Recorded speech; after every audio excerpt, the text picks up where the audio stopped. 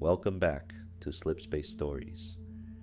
Tonight, we venture into the often overlooked but absolutely fascinating history of one of the galaxy's most resilient species.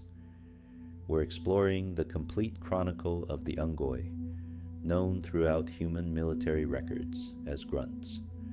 These diminutive warriors have endured catastrophes that would have ended lesser civilizations, survived enslavement, sparked rebellion, and carved out their place in a galaxy that never wanted to give them one. So settle in, get comfortable, and let us begin this journey through time, from the methane-soaked swamps of an ancient world to the battlefields of the Human Covenant War and beyond.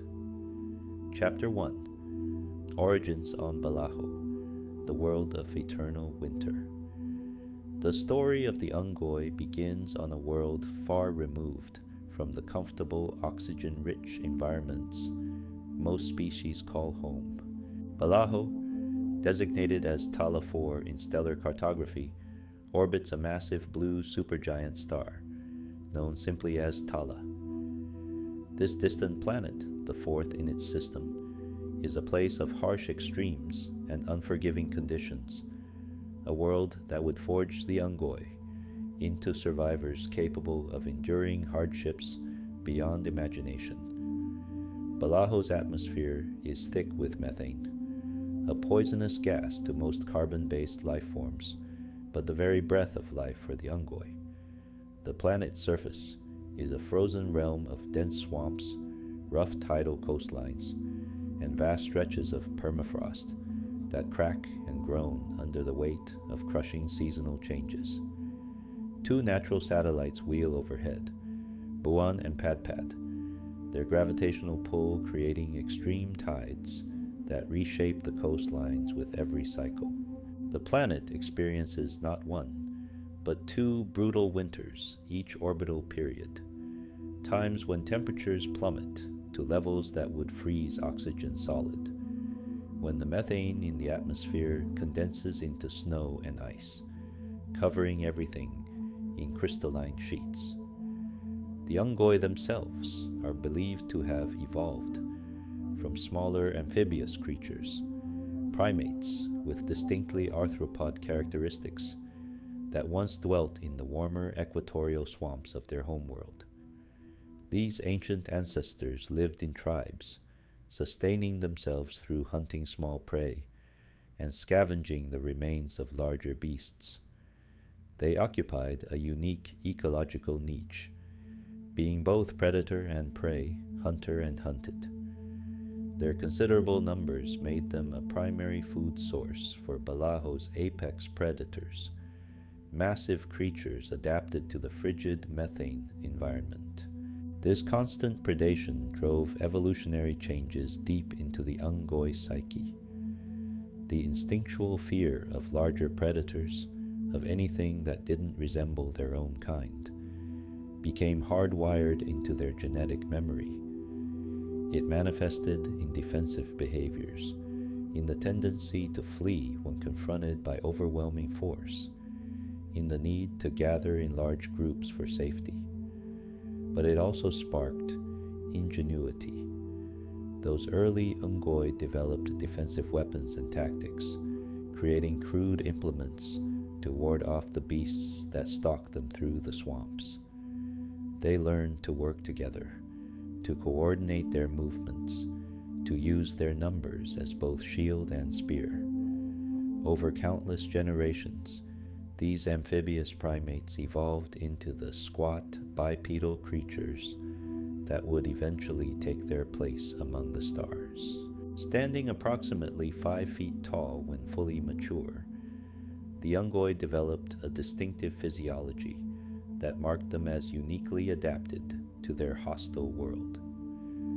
Their bodies are covered in a combination of tough skin and chitinous exoskeleton, providing natural armor against the elements and predators alike. Massive, powerful arms evolved, reminiscent of Earth's gorillas, granting them surprising strength despite their short stature. These arms serve a dual purpose, capable of manipulation and tool use, but also functioning as additional limbs when the Unggoy need to flee, dropping to all fours to scuttle away from danger at surprising speed. The Unggoy reproductive cycle reflects the harshness of their environment. They are oviparous, laying eggs that hatch in clutches of 20 to 30 individuals at a time. This extraordinarily high birth rate ensures species survival despite equally high infant mortality, particularly in Balaho's unforgiving climate. Sexual dimorphism among the Unggoy is minimal, with males and females sharing nearly identical physical characteristics, making them difficult to distinguish for other species. However, Unggoy society leans toward matriarchy, with females often assuming leadership roles within their communities, a tradition stretching back to their prehistoric past, when matrons oversaw the nests while more numerous males handled defense and menial tasks. As their civilization developed, the Unggoy spread across Balaho's surface, migrating from their ancestral swamplands to colonize new territories. Their history became marked by massive deforestation campaigns and aggressive culling of dangerous wildlife. The instinctual fear of predators drove them to clear vast stretches of wilderness, replacing dense vegetation with expanding settlements for their rapidly growing population. Cities rose from the swamps, constructed from local materials, growing larger and more complex with each passing generation. Then came their industrial age, a period that would nearly destroy everything they had built.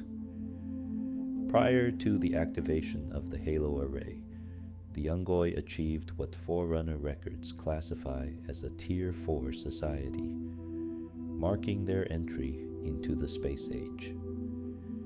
They had developed sophisticated technology, built sprawling megacities that housed millions, and even managed to launch artificial satellites into orbit around Balaho.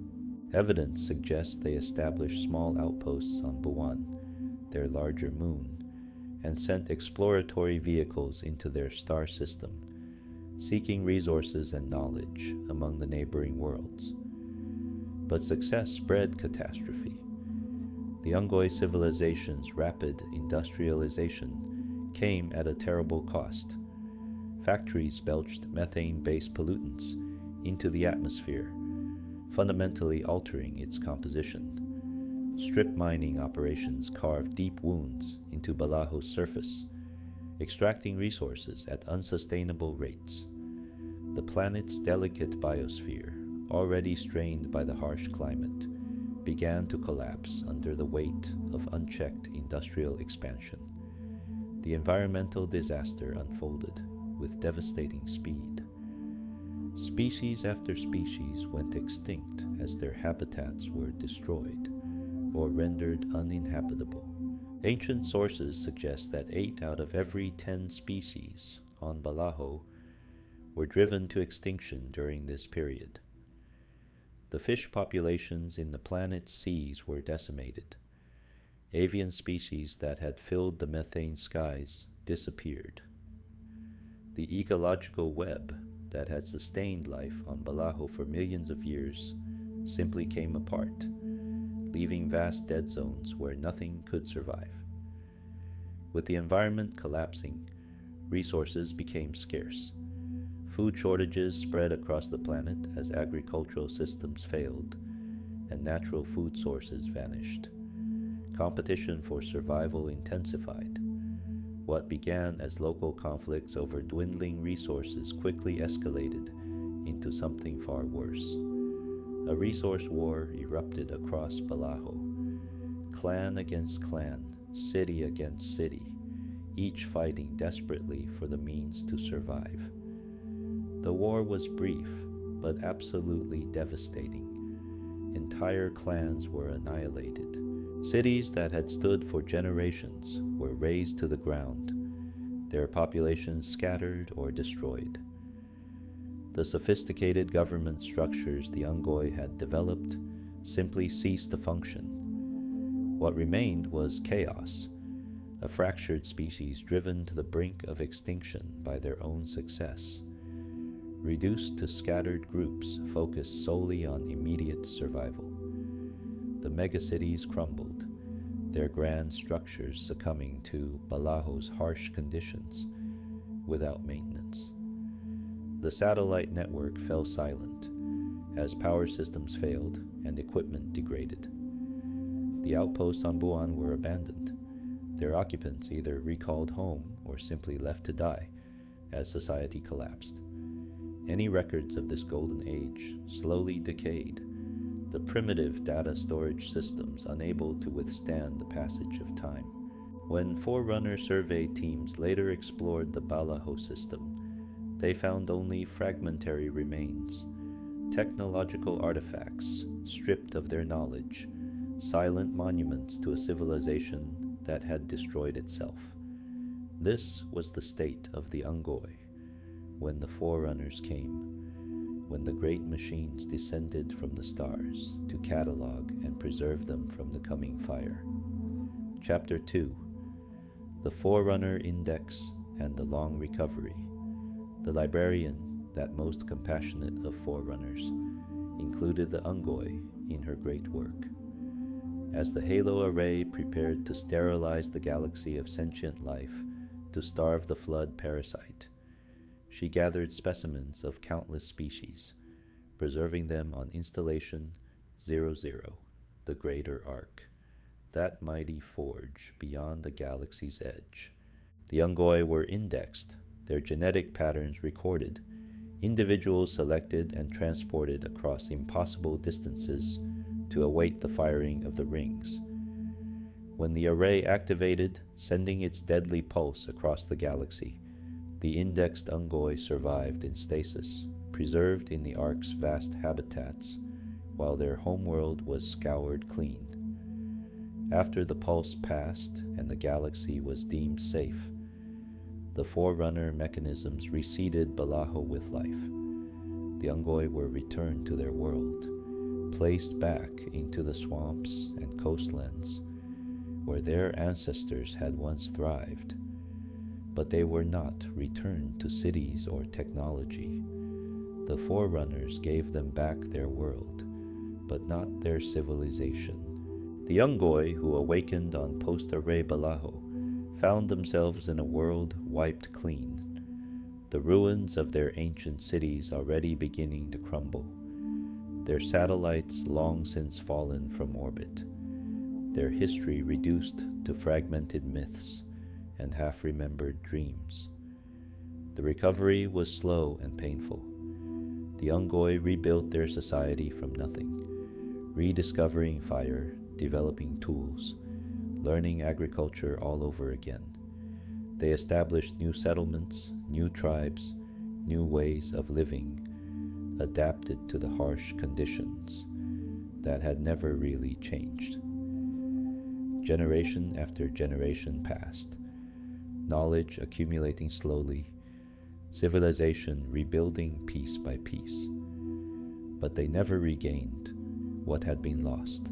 Over 100,000 years passed between the firing of the Halo Array and the Covenant's arrival. Yet, in all that time, the Unggoy managed to achieve only Tier 6 technological status, according to Forerunner classification.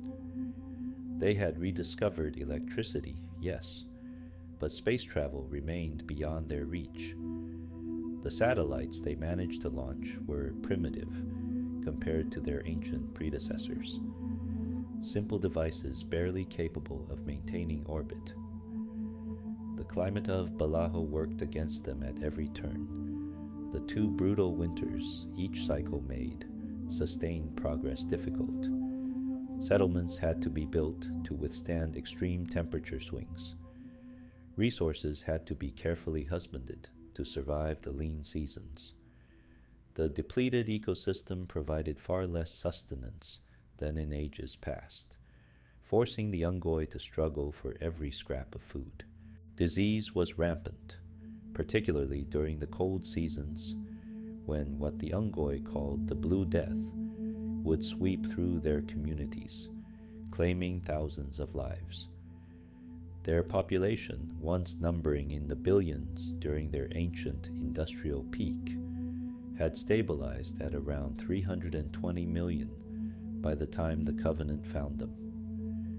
Most lived in modest hovel networks, simple structures clustered together for warmth and mutual protection. A few larger cities existed, granted limited technology by their eventual conquerors, but these were exceptions rather than the rule. Despite everything, despite the loss of their golden age and the grinding poverty of their existence, the Unggoy maintained their cultural identity. They remembered themselves as survivors, as a species that had faced extinction and endured.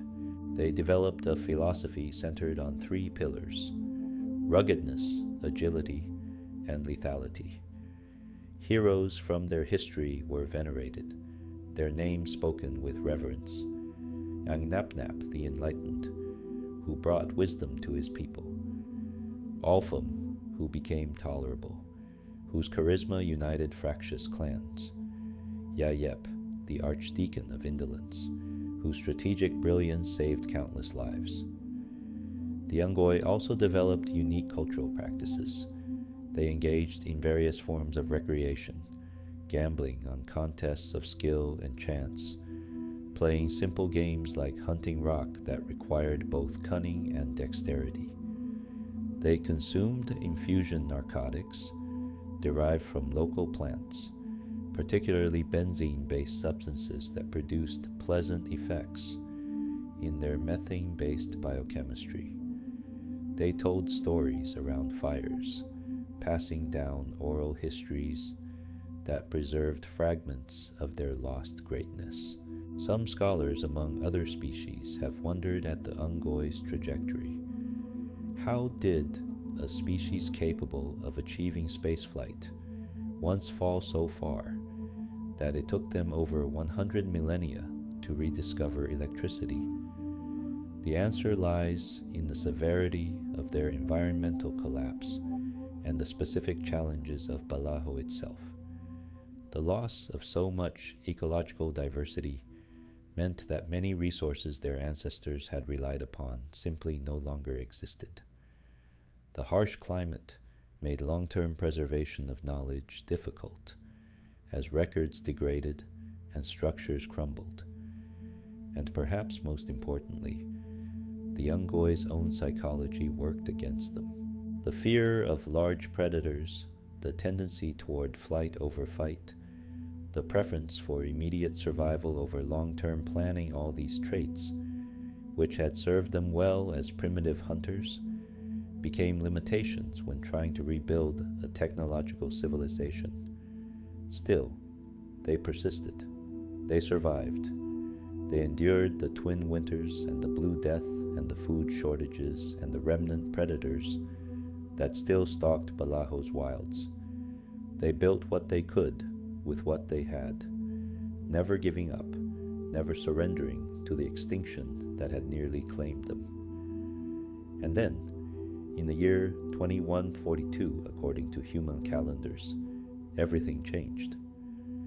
Ships appeared in Balaho's skies, vessels of a technology far beyond anything the Unggoy had achieved in either of their civilizations. The Covenant had arrived, and the Unggoy would never be the same. Chapter 3: Covenant Contact and Forced Incorporation. The arrival of the Covenant over Balaho was not a diplomatic mission. Unlike other species that had joined the hegemony through shared religious conviction or mutual benefit, the Unggoy were given no choice in the matter. They were conquered, subjugated, and forcibly incorporated into the Covenant hierarchy as its lowest members. A massive fleet appeared over Balaho, its ships blotting out the light from Tala, casting shadows across the frozen swamps below. The Covenant had discovered the Unggoy world during its systematic expansion, cataloging systems and searching for Forerunner artifacts.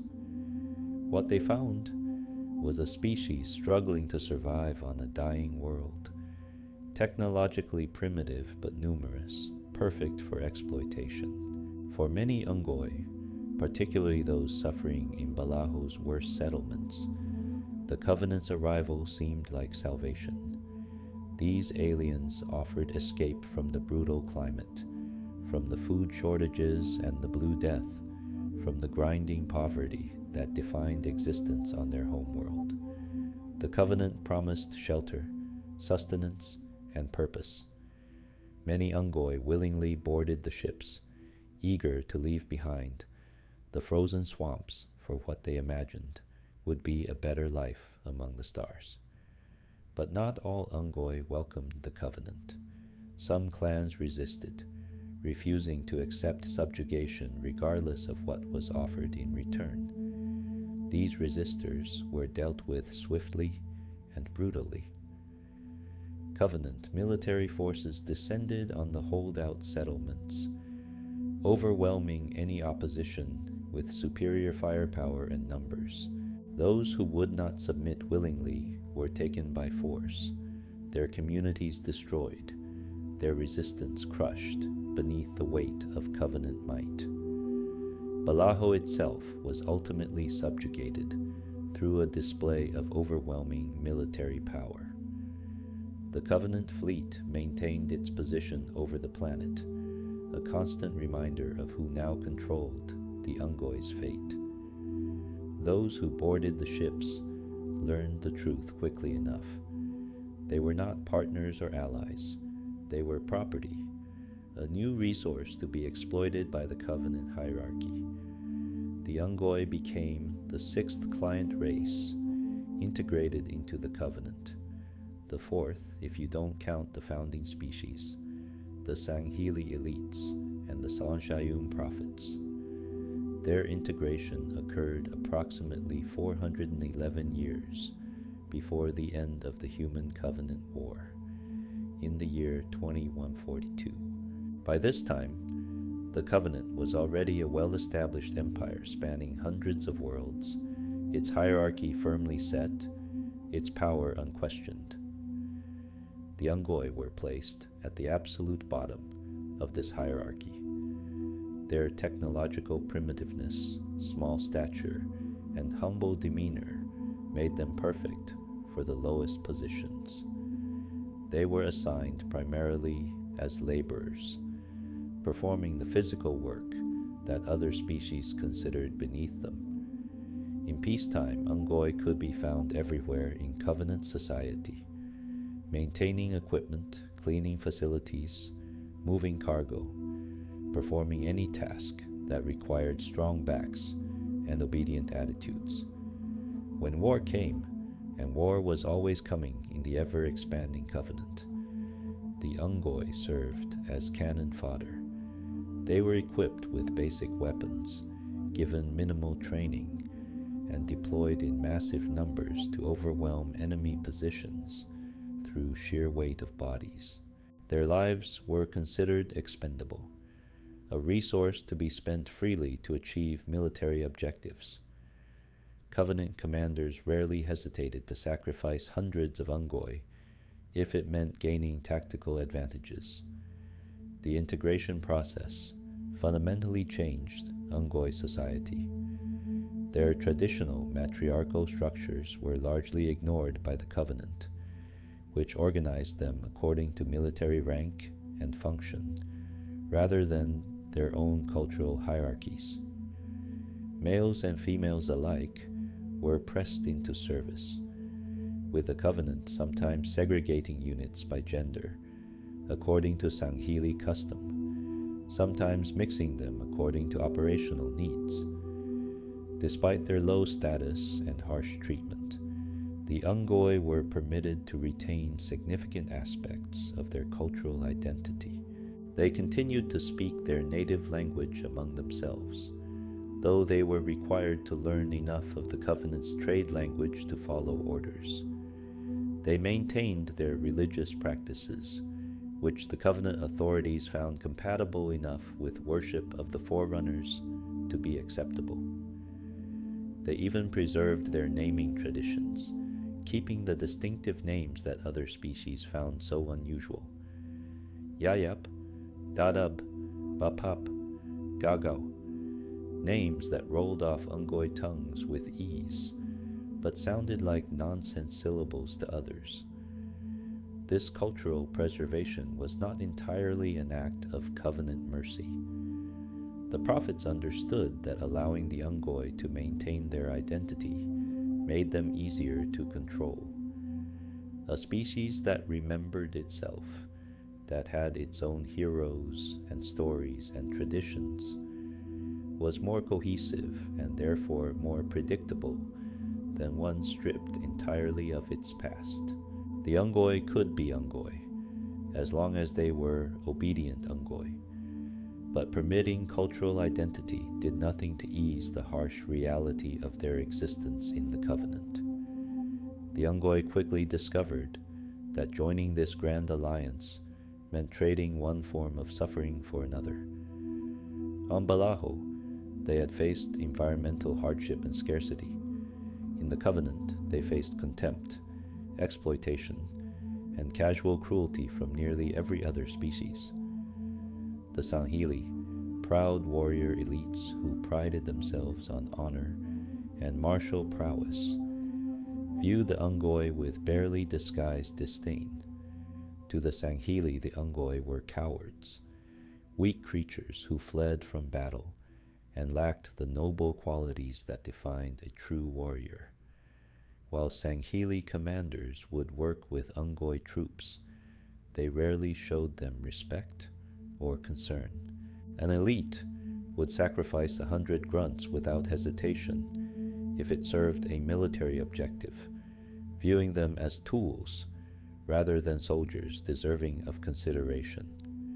The Jirohanai, brutish and savage warriors from the harsh world of Doisak, were little better. Brutes treated the Unggoy as barely better than slaves, often physically abusing them for entertainment or to establish dominance. An Unggoy who drew a brute's displeasure might find himself beaten or even killed on a whim, with no recourse or justice. But the worst treatment came from the Kigyar, the jackals, who occupied a rank only slightly above the Unggoy in the Covenant hierarchy. The jackals saw the Unggoy as competition for the bottom rungs of Covenant society, and they treated them accordingly. Kigyar would steal from Unggoy, physically intimidate them, and exploit every opportunity to make their lives miserable.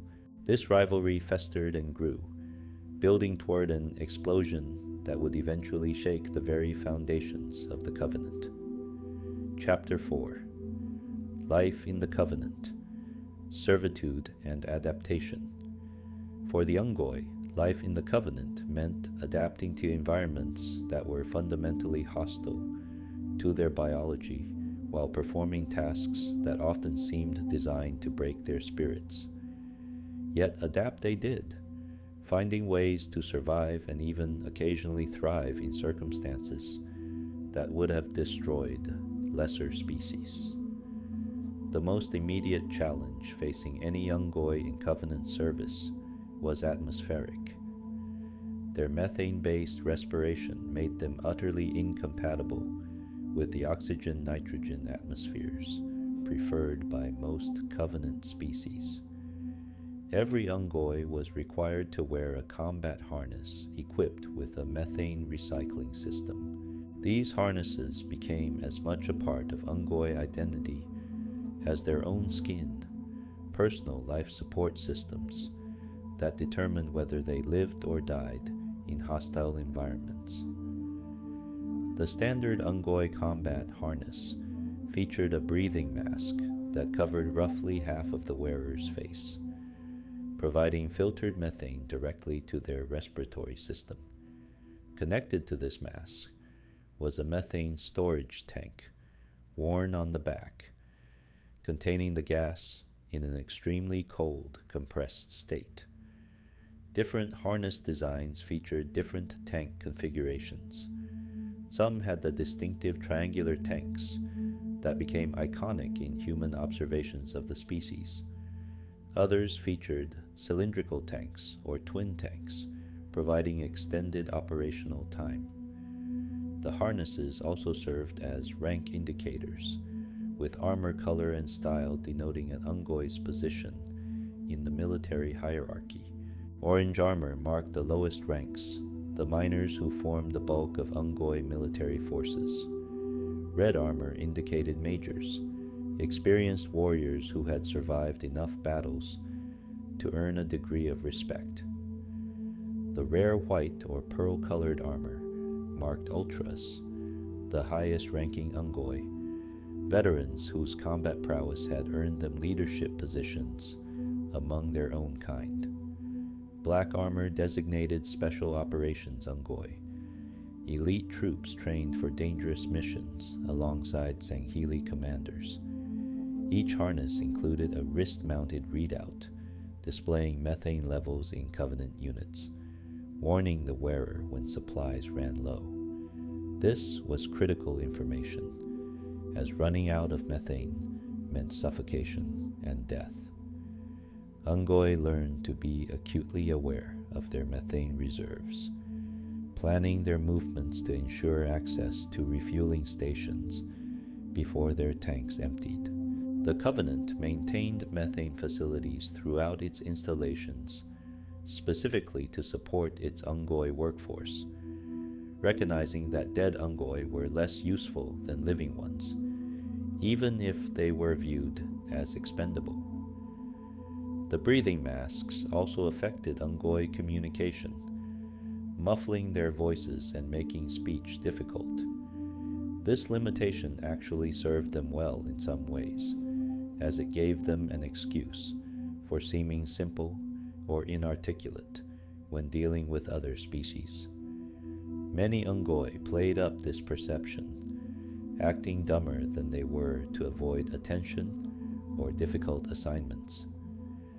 Behind the masks and the crude speech patterns, however, were minds capable of surprising sophistication. Unggoy possess clear neural pathways that allow them to absorb knowledge rapidly when motivated. This cognitive ability made them valuable for certain tasks that other species overlooked. They were frequently assigned to monitor the void, searching sensor feeds for signs of enemy communications or unusual activity. This work required patience, attention to detail, and the ability to process large amounts of information, characteristics the Unggoy possessed in abundance. Their communication monitoring duties had an unexpected benefit. Exposure to captured human transmissions taught many Unggoy to understand and even speak human languages. They listened to human radio chatter, intercepted messages, archived data, anything the Covenant's intelligence apparatus could capture. Some Unggoy became quite proficient at understanding human speech, though they rarely advertised this skill to their superiors. This linguistic ability manifested in interesting ways on the battlefield.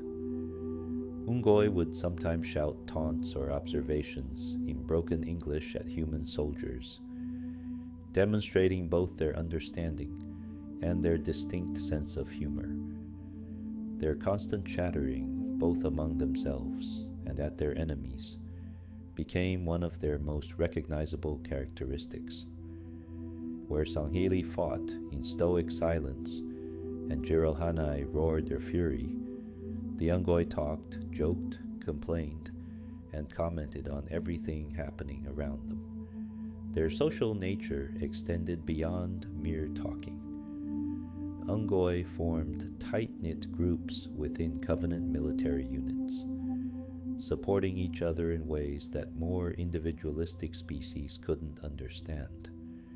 They would share methane when one supply ran low, cover for each other during inspections, and warn each other of approaching superiors who might be in foul moods. This social cohesion was both a strength and a weakness. United, Unggoy could accomplish remarkable things, but it also meant that emotions and reactions spread rapidly through their groups. This tendency toward emotional contagion explained the Unggoy's famous flight response. When an Unggoy unit's commanding officer was killed, panic could spread like wildfire through the ranks. One grunt would break and flee, then another. Then suddenly the entire unit would be running, abandoning their positions in a desperate attempt to escape danger. Covenant commanders learned to account for this behavior, either by ensuring Unggoy units had redundant leadership or by accepting that some losses of territory were simply the price of employing such troops. But the same emotional contagion that could trigger mass panic could also produce surprising courage when properly motivated, when defending something they cared about, or when inspired by a particularly brave leader. Unggoy could fight with ferocious determination. They could hold positions against overwhelming odds, launch desperate counterattacks, or even choose to stand and die rather than abandon their posts. These moments of courage were relatively rare, but they did occur, often surprising enemies who had underestimated them. The Unggoy also developed specialized roles within the Covenant military beyond simple infantry. Some became vehicle operators, piloting Ghost's light reconnaissance vehicles with surprising skill. Their small stature actually made them well suited for the Ghost's compact cockpit, and their natural agility translated well to vehicle combat. Other Unggoy specialized in heavy weapons, learning to operate fuel rod guns, plasma cannons, and other equipment that required both strength and technical knowledge. A select few Unggoy achieved positions in the Covenant's religious hierarchy. The only position open to them in the Ministry of Tranquility was that of deacon, a low-ranking religious role that nonetheless carried certain privileges. Unggoy deacons were exempt from the hardest manual labor and held authority over other Unggoy in religious matters. They wore distinctive elongated helmets and could often be found leading prayers or performing minor rituals, while deacons still ranked below even the lowest Sanghili or Sanshayum religious figure. The position represented one of the few paths of advancement available to ambitious Unggoy.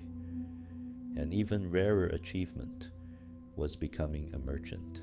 Though never formally recognized as a rank, certain Unggoy managed to establish themselves as traders and merchants within Covenant society. These individuals commanded respect from other species, having demonstrated business acumen and reliability that overcame the usual prejudices against their kind. They facilitated trade between different Covenant factions, moved goods through official and unofficial channels, and accumulated wealth and influence that most Unggoy could only dream about.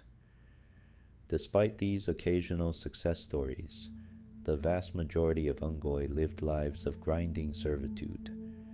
They worked long hours in difficult conditions for minimal reward. They endured abuse from superiors who viewed them as barely more than animals. They died in massive numbers during Covenant military campaigns, their names rarely recorded, their sacrifices rarely acknowledged. Yet through it all, the Unggoy endured. They found small pleasures where they could. They gathered in methane-filled recreation chambers to gamble and tell stories. They traded human entertainment files on a thriving black market, watching human soap operas and sitcoms with fascination, enjoying glimpses into the lives of their enemies. They maintained their cultural practices, celebrating traditional holidays and honoring their ancestral heroes. They formed friendships and families, finding meaning in connections with their own kind, even as the larger covenant hierarchy dismissed them as expendable. And they waited. They absorbed the slights and the cruelty and the casual disregard for their lives. They noticed when promises were broken, when grievances went unaddressed, when the supposed justice of the covenant proved to be a lie. And slowly, gradually, pressure built within Unggoy communities across the covenant's vast holdings. Pressure that would eventually have to be released. Chapter 5: The Rising Tensions and the 39th Age of Conflict. In the decades following their incorporation into the Covenant, Unggoy populations grew rapidly across the Empire's holdings. Their extraordinarily high birth rate evolved to compensate for high mortality on Balaho, continued to operate at full capacity, even in the more hospitable environments of Covenant stations and colony worlds. Where other species maintained stable populations, the Unggoy multiplied, their numbers swelling until they began to strain the infrastructure designed to contain them. Nowhere was this population pressure more evident than on High Charity, the Covenant's massive holy city and mobile capital. The Forerunner dreadnought at its heart had been converted into a city capable of housing millions, with entire districts devoted to each client species. The Unggoy quarters, initially designed for a modest population, quickly became overcrowded as more and more of their kind arrived to work on the station. The expanding Unggoy population inevitably encroached on territory held by other species, particularly the Kigyar. The Jackals, who occupied a social position only marginally higher than the Unggoy, viewed this expansion with alarm and growing hostility. Kigyar nesting sites, carefully selected and prepared according to their species requirements, found themselves surrounded by Unggoy hovels. The noise, the activity, and the sheer press of Unggoy numbers disrupted the quiet isolation Kigyar needed for successful egg incubation. The constant disturbance took its toll. Kigyar infant mortality rates began to climb as stressed parents abandoned nests or eggs failed to develop properly. For a species already paranoid and territorial by nature, this was an existential threat. The Jackals blamed the Unggoy entirely for their problems, conveniently ignoring the Covenant's poor planning and the systemic issues that had created the overcrowding in the first place. Tensions escalated through small incidents and retaliatory acts. Kigyar would harass Unggoy, who ventured too close to their nesting areas. Unggoy would respond with property destruction or theft. Fights broke out with increasing frequency, brief violent exchanges that station security would break up without addressing the underlying causes. The Covenant's leadership focused on grander concerns of religion and conquest, paid little attention to what they viewed as squabbling among the lower castes. Then, in the year 2462, the simmering hostility erupted into crisis. A group of Kigyar, frustrated beyond endurance and seeing no other recourse, took extreme action. They obtained a poison specifically designed to affect Unggoy biochemistry and introduced it into the environmental systems of a large Unggoy habitat section on High Charity. The methane supply that thousands of Unggoy relied upon became contaminated with a substance that didn't kill immediately, but instead caused permanent sterility. The poisoning was discovered only after extensive damage had been done. Thousands of Unggoy found themselves unable to reproduce, their future bloodlines ended by an act of deliberate sabotage. The affected individuals, both male and female, represented not just current losses, but entire generations that would never be born. For a species whose survival strategy centered on high reproductive rates, this was catastrophic. The Unggoy waited for justice. They reported the crime to Covenant authorities, presenting evidence of the poisoning, naming the Kigyar responsible, and demanding punishment for those who had committed such an atrocity. Surely the prophets, who preached about the divine mission of the Covenant and the sacred duty to preserve all species under the mantle, would act decisively against such villainy. The response was devastating in its indifference. The Covenant High Council, responsible for adjudicating disputes among client species, conducted a perfunctory investigation. They acknowledged that yes, Kigyar had indeed poisoned the Unggoy, and yes, this was technically a violation of Covenant law. Then they levied minor fines against the responsible parties and closed the case. No Kigyar faced serious punishment. No compensation was offered to the victims. The message was clear.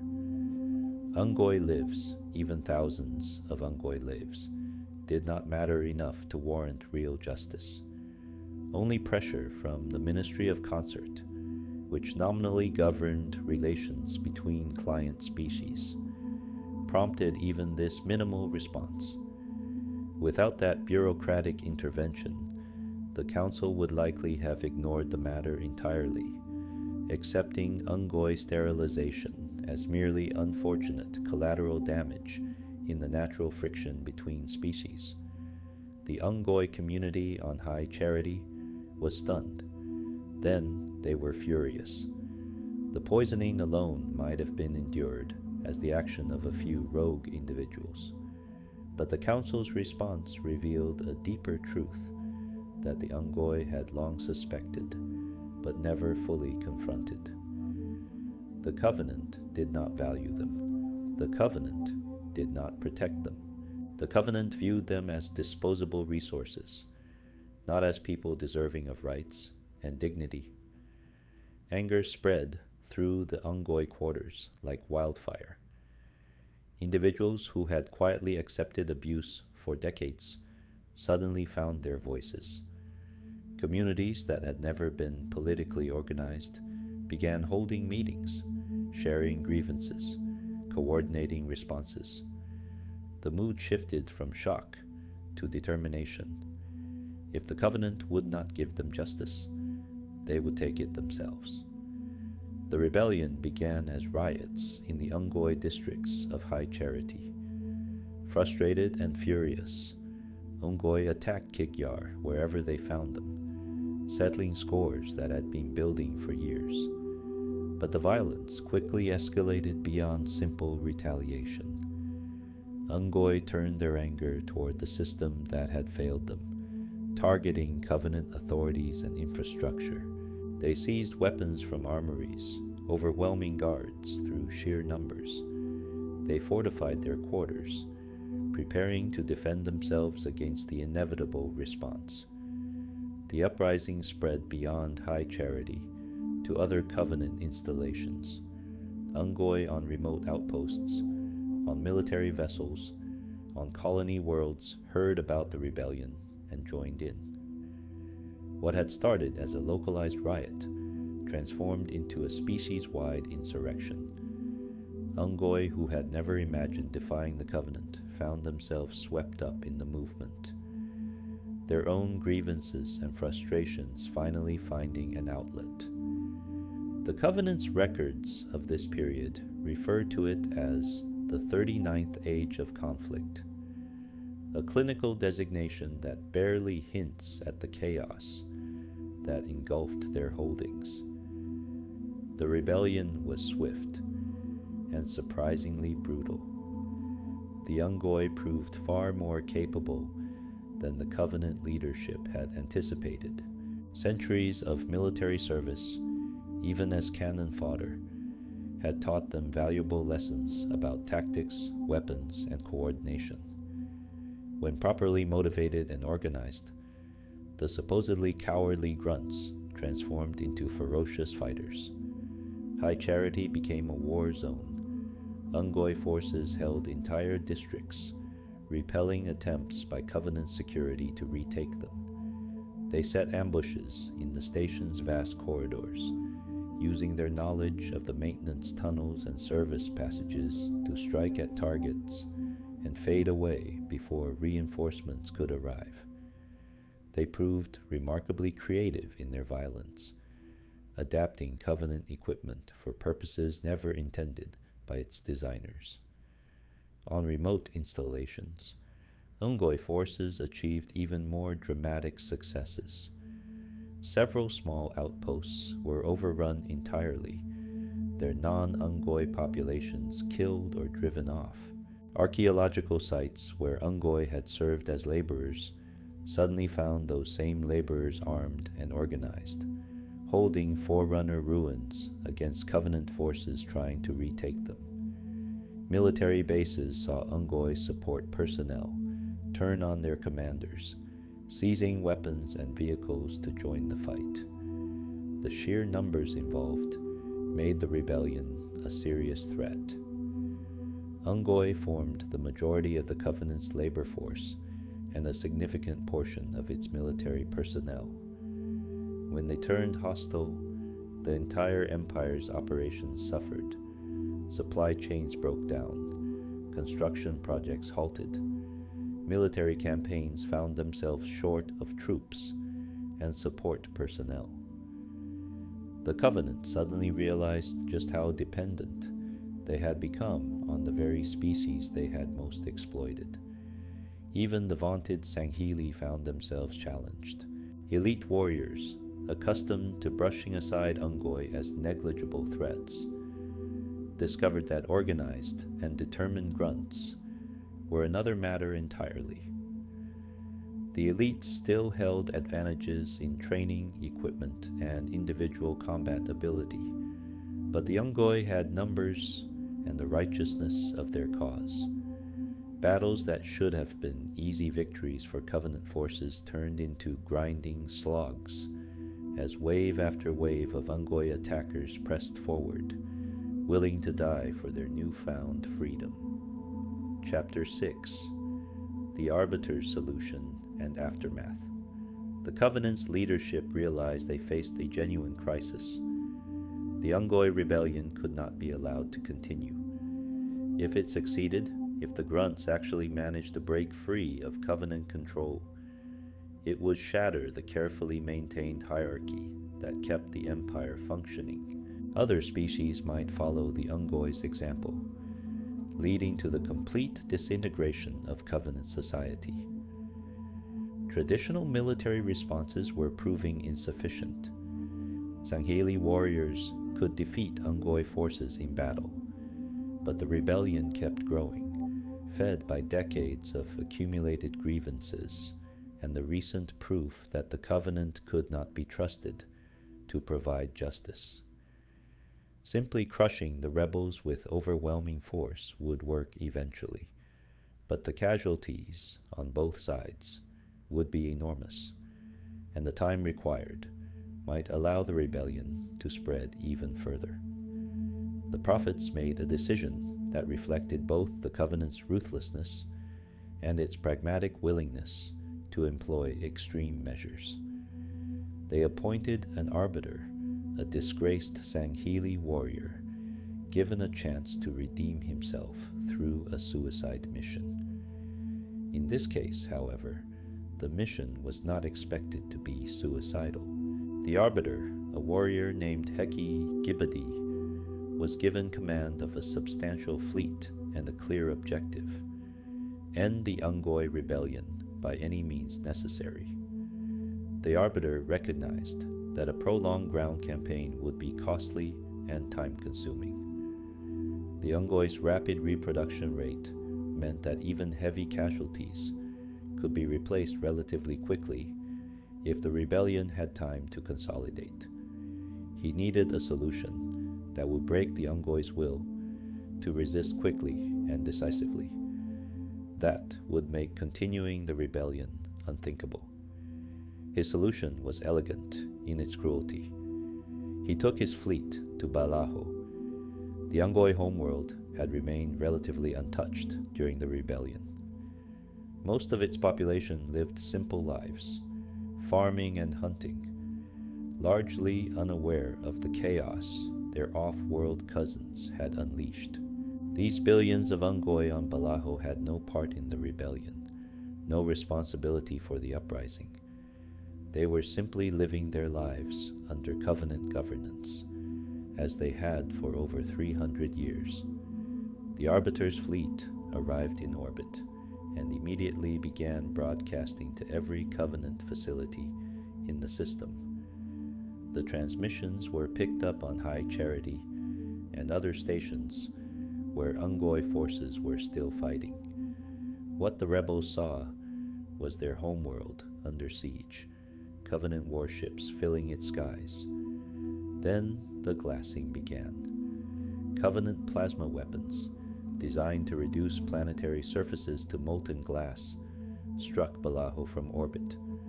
The deadly beams carved through the methane atmosphere, each impact creating firestorms visible from space. The Arbiter targeted population centers specifically, ensuring maximum visibility and damage. Swamps that had stood for millions of years were vaporized in seconds. Cities that had survived since before the Covenant's arrival were reduced to slag and ash. The bombardment was broadcast live to the rebels on High Charity. They watched helplessly as their homeworld burned, as the places they had dreamed of returning to were destroyed, as their people died in the thousands. The message was absolutely clear. Continued rebellion would result in the complete annihilation of the Unggoy species. The psychological impact was devastating. Many of the rebels on High Charity and other installations had never cared much for Balaho itself. They viewed their frozen, hostile homeworld with mixed feelings at best. But Balaho represented something far more important than just a place. It was where their potential mates lived, where their future bloodlines resided, where the majority of their species made their homes. The Unggoy rebellion was not ideologically driven in the same way revolutions of other species might be. The rebels wanted justice, respect, and better treatment, but they did not want their species to die. When faced with the choice between continuing the fight and accepting the extinction of their kind, the decision was clear. The surrender came swiftly. Unggoy forces on High Charity laid down their weapons and submitted to Covenant authority. Rebels on other installations followed suit, ending their resistance and accepting whatever punishment the Covenant deemed appropriate. The 39th age of conflict ended with Unggoy capitulation, their uprising crushed not through military defeat, but through the threat of genocide.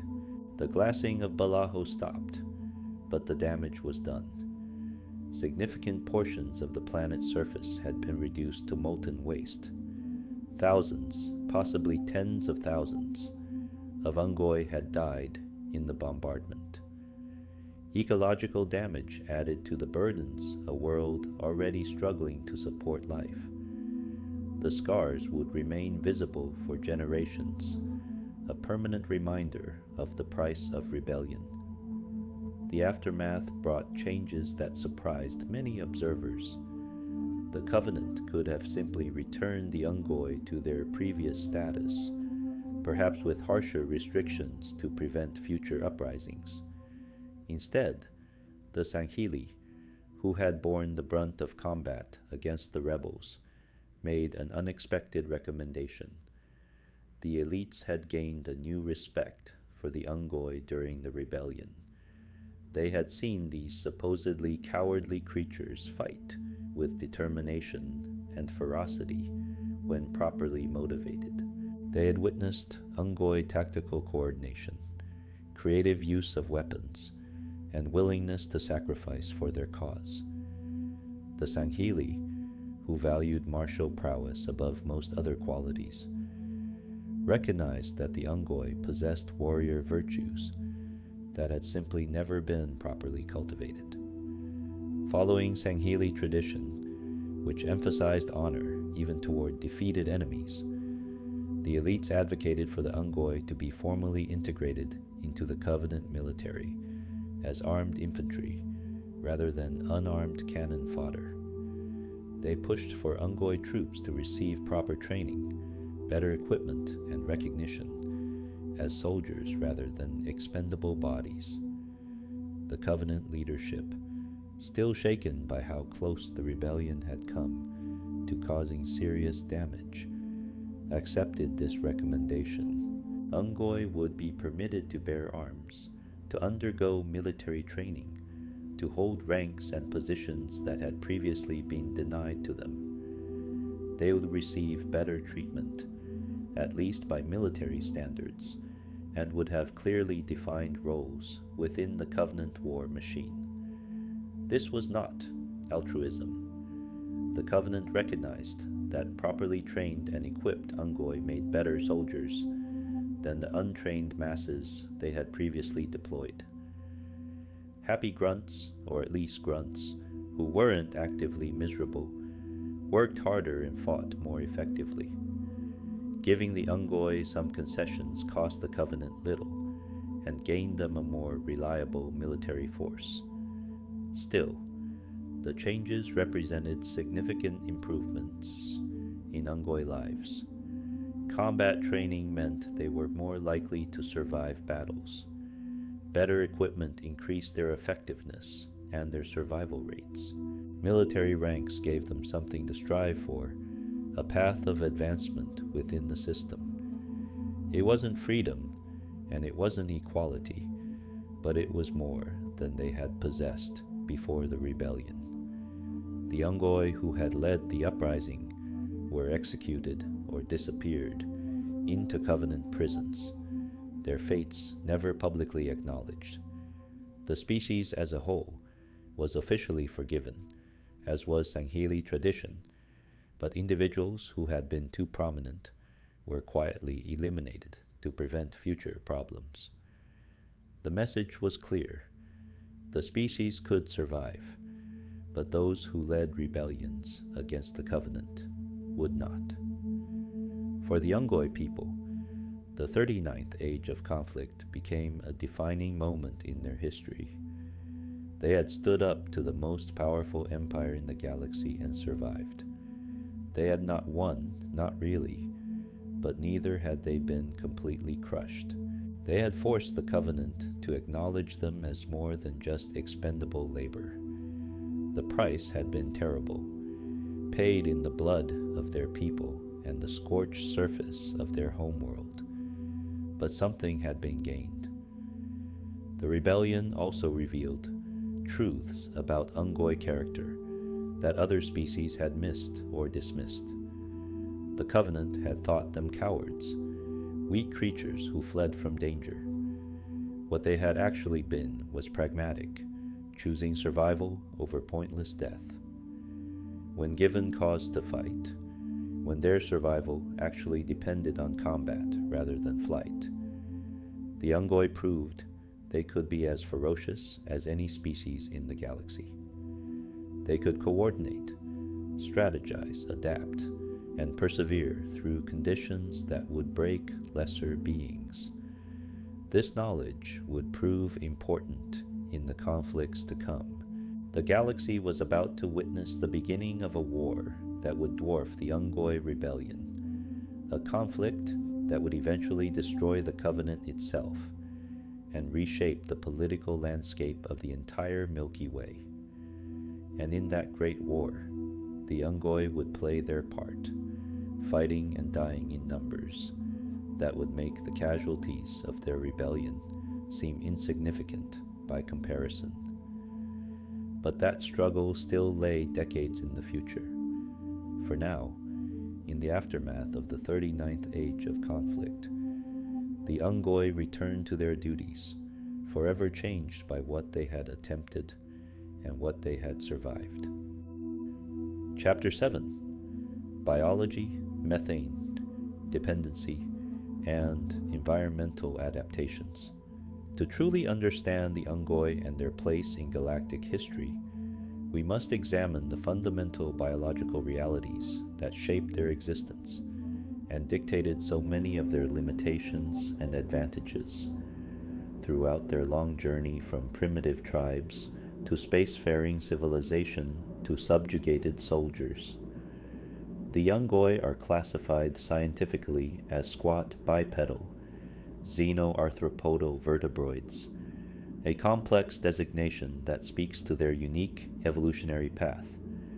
Their taxonomy in Latin is Monicus frigus, literally cold monk, a name that captures both their environmental adaptation to Balaho's frozen climate, and perhaps a subtle observation about their contemplative, communal nature.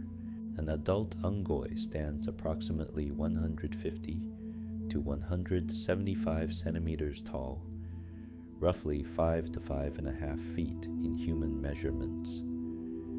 This places them as the shortest sapient species among the Covenant client races, smaller than Kig-Yar jackals, significantly shorter than Sangheli elites or Jiralhanai brutes, and even more diminutive compared to the towering Magalek Golo hunters.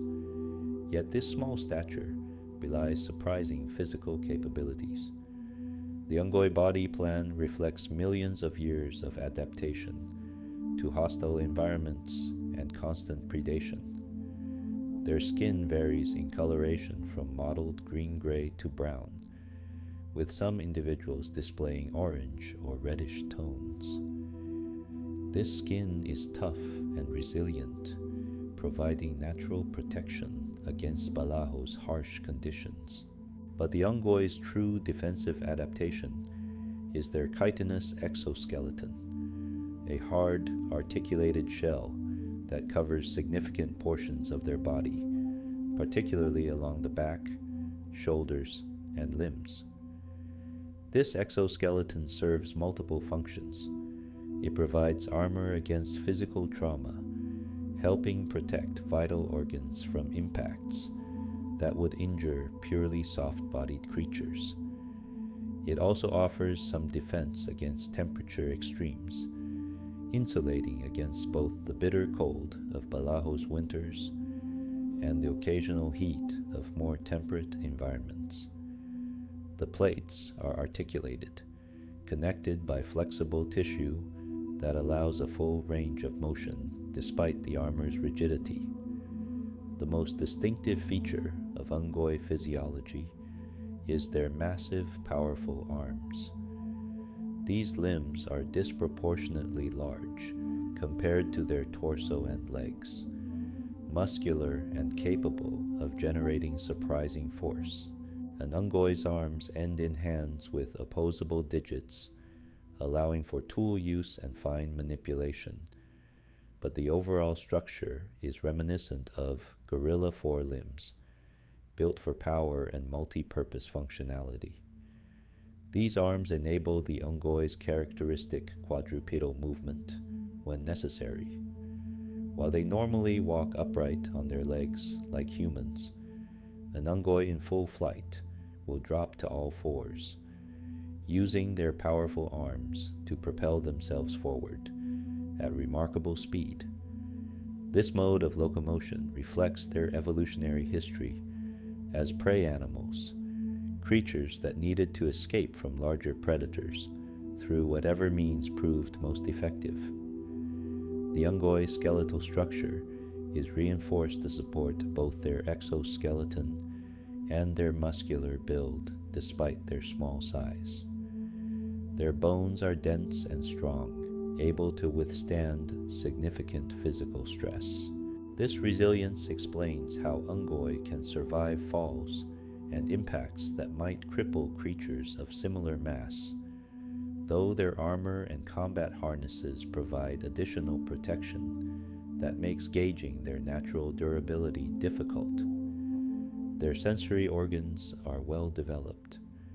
Unggoy eyes are large and positioned to provide excellent peripheral vision, another adaptation against predation. Their vision functions well in the low-light conditions common on Balaho, where the distant blue supergiant sun provides less illumination than Earth receives from Sol. Their hearing is acute, capable of detecting approaching threats or the calls of their comrades across considerable distances. The Unggoy mouth conceals surprisingly sharp teeth, giving them a slightly intimidating appearance when their breathing masks are removed. These teeth evolved for consuming Balaho's native fauna, creatures whose flesh required serious chewing. The teeth also serve defensive purposes. An Unggoy bite, while rarely used, can inflict nasty wounds on anyone foolish enough to get that close. But the defining characteristic of Unggoy biology, the adaptation that shaped their entire relationship with the wider galaxy, is their methane-based respiration. Unlike the vast majority of carbon-based life forms in the Milky Way, who process oxygen for energy, the Unggoy require methane. Their respiratory system is specifically evolved to extract energy from methane molecules, breaking them down through biochemical processes that would be toxic to oxygen-breathing creatures. This methane dependency developed because Balaho's atmosphere is rich in the gas. What is a poisonous pollutant on most worlds is the very air of life on the Unggoy homeworld. Their lungs, if they can be called that, are structured completely differently from mammalian organs, designed to process methane efficiently while filtering out the small amounts of other gases present in Balaho's air. Exposure to oxygen-rich atmospheres is lethal to Unggoy, though not instantaneously. An Unggoy breathing pure oxygen, or oxygen-nitrogen, mixes like Earth's atmosphere, will experience rapid respiratory distress. Their tissues cannot process oxygen for energy. Instead, the oxygen acts as a poison in their system, causing cellular damage and eventually system failure. Unggoy, exposed to oxygen environments, begin suffocating within seconds and will die within a few minutes if they cannot access methane. This biological reality necessitated the development of the Unggoy combat harness and breathing apparatus. Every Unggoy serving in the Covenant military or working in non-methane environments must wear equipment that provides them with breathable methane. The harnesses became as essential to Unggoy as water is to humans, a constant requirement that they could never afford to ignore. The methane they breathe is stored at extremely cold temperatures in compressed form within the tanks attached to their harnesses. When released, it vaporizes and is fed through the breathing mask into the Unggoy's respiratory system. The process is carefully controlled to maintain appropriate pressure and temperature, ensuring the methane is at the correct state for efficient breathing. This dependency created both vulnerabilities and tactical considerations. Damage to an Unggoy's methane tank or breathing apparatus in combat meant certain death unless the equipment could be quickly repaired or replaced. Human soldiers learned that shooting an Unggoy's methane tank could cause catastrophic explosive decompression, with the rapidly expanding gas often creating enough force to send the unfortunate grunt flying through the air before the tank itself ruptured in a weak explosion.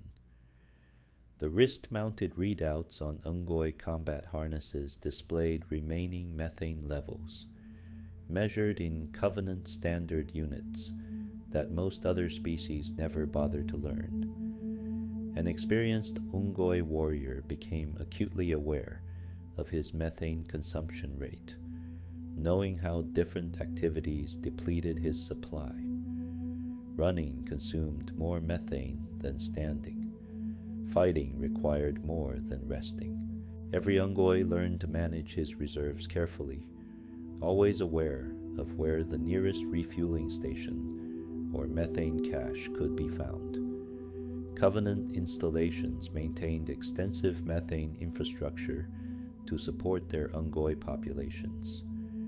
Dedicated methane refueling stations dotted military bases, ships, and colonies. Storage facilities held vast quantities of compressed methane, enough to supply entire armies. Specialized transport vessels carried methane shipments to remote outposts. The logistics of keeping millions of Unggoy breathing across the Covenant's territory were staggering, representing a significant investment of resources.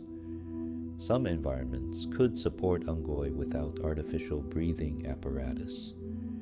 Methane-rich atmospheric pockets existed in various locations, either naturally occurring or artificially created. High Charity and other major Covenant installations featured methane-filled environmental chambers where Unggoy could remove their masks and breathe freely, gathering socially in these spaces for rest and recreation. Balaho itself obviously required no such accommodations, and the Unggoy there lived without breathing apparatus, experiencing their native atmosphere as their ancestors had for millions of years. This made Balaho both a refuge and a prison. It was one of the few places in the galaxy where Unggoy could exist without technological support, but leaving meant accepting dependence on equipment that could fail or be destroyed. The methane dependency also influenced Unggoy diet and metabolism. They consume food that can be broken down efficiently using methane-based metabolic processes. Their diet on Balaho consisted of native organisms adapted to the same environment, creatures whose biochemistry was compatible with Unggoy digestive systems.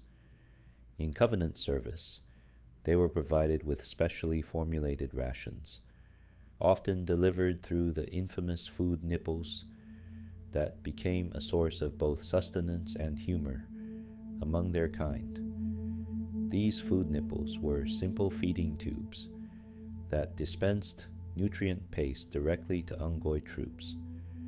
The paste contained everything necessary for Unggoy survival, balanced for their unique biochemistry, and designed for efficient absorption. While not particularly appetizing, the food nipples served their purpose, keeping Unggoy fed during long deployments, where traditional meals were impractical. The Unggoy developed a culture around these food nipples that other species found baffling. References to Nipple Academy, mentioned in their conversations and banter, suggested some form of training or social institution related to communal feeding. Whether this was literal, metaphorical, or simply Unggoy humor remained unclear to most observers, but it demonstrated how they adapted even degrading necessities into elements of their cultural identity. Unggoy reproductive biology adds another layer to their unique physiology. As oviparous creatures, Unggoy females lay eggs rather than giving live birth. A single clutch can contain 20 to 30 eggs, an extraordinarily high number that reflects their evolutionary strategy of overwhelming infant mortality through sheer numbers. The eggs require specific environmental conditions to develop properly, including appropriate temperature ranges and methane atmospheres. Incubation periods vary, but generally last several months. Not all eggs in a clutch successfully hatch, and many hatchlings die in their first year of life, particularly on Balaho, where environmental pressures remain severe. But enough survive to maintain or grow the population, especially in the more hospitable environments the Covenant provided. Sexual dimorphism among Unggoy is minimal, making males and females difficult to distinguish for other species. The differences that exist are primarily internal, relating to reproductive organs rather than external appearance or size. This lack of obvious sexual differences contributed to other species viewing all Unggoy as essentially interchangeable, a perception that served to further dehumanize them in Covenant society. However, Unggoy themselves can distinguish gender among their kind through subtle cues other species miss. Pheromones, slight variations in skin texture, behavioral patterns, all these provide information that Unggoy recognize instinctively. Within their own communities, gender matters, particularly in their traditionally matriarchal social structures, where females often assumed leadership roles. 3 distinct Unggoy subspecies have been identified, each adapted to different regions of Balaho and displaying unique characteristics. The Kaf subspecies features a relatively balanced mix of skin and exoskeleton coverage, with flat, hoof-like feet adapted for walking on relatively firm ground. The Retrit subspecies possesses more extensive exoskeleton coverage and large, powerful claws suited for digging and climbing, adaptations for rockier, more vertical terrain. The Zimzib subspecies has more exposed skin and less exoskeleton, along with climbing claws, representing adaptation to different environmental niches. These subspecies intermingle freely in Covenant service, their minor physical differences irrelevant to military function. All can wear the standard combat harness designs, all breathe methane, all serve the same roles. The Covenant never bothered to distinguish between subspecies when assigning duties, viewing all Unggoy as equally expendable regardless of their ancestry. The Unggoy lifespan is difficult to determine with precision, as records were poorly kept, and their high casualty rates meant few died of natural causes during the Covenant era. Evidence suggests they can live for several decades under good conditions, long enough to accumulate significant experience and knowledge. The venerable Unggoy mentioned in historical records, the heroes and leaders whose names were remembered, likely survived for 50 years or more, though such longevity was exceptional. Aging Unggoy experience gradual deterioration of their physical capabilities, much like other species. Their exoskeletons may crack or wear down. Their strength diminishes. Their reflexes slow, but their minds often remain sharp, making elderly Unggoy valuable as advisors and repositories of cultural knowledge when they were permitted to live long enough to serve such roles. Understanding Unggoy biology helps explain many of their behaviors and capabilities observed on the battlefield and in Covenant society. Their methane dependency made them reliant on infrastructure and equipment, limiting their operational flexibility, but also making methane supply a crucial military consideration. Their small size made them less individually threatening, but allowed them to hide in spaces larger species couldn't access. Their powerful arms gave them surprising strength for their stature. Their evolution as prey animals explained their tendency to flee when overwhelmed, a survival instinct too deeply ingrained to fully overcome through training. Yet these same biological realities, these limitations and adaptations, also demonstrated the Unggoy's fundamental toughness. They survived in conditions that would kill most species. They fought effectively despite being smaller and weaker than most of their enemies. They adapted to a life among the stars despite being biologically tied to one of the galaxy's most hostile homeworlds. They endured. Chapter 8. The Human Covenant War. Grunts in the Great Conflict. When the Covenant discovered humanity on the agricultural world of Harvest in 2525, they set in motion a conflict that would rage for 27 years and reshape the galaxy forever. For the Unggoy, this human covenant war meant deployment in numbers beyond anything they had experienced before, death on a scale that dwarfed even their rebellion, and eventually, participation in events that would shatter the very empire they served. The Unggoy served in virtually every Covenant military operation during the war. They are present at Harvest during the initial attacks that glassed the colony and claimed its population. They fought on Reach as that fortress world fell, despite desperate UNSC defense. They stormed through the corridors of the Pillar of Autumn and walked the ancient ring of Installation 04.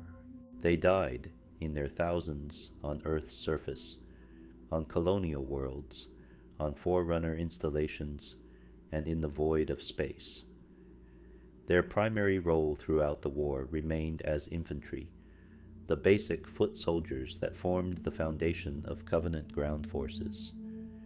An Unggoy miner, the lowest rank, wore orange armor and carried a plasma pistol, or occasionally a needler.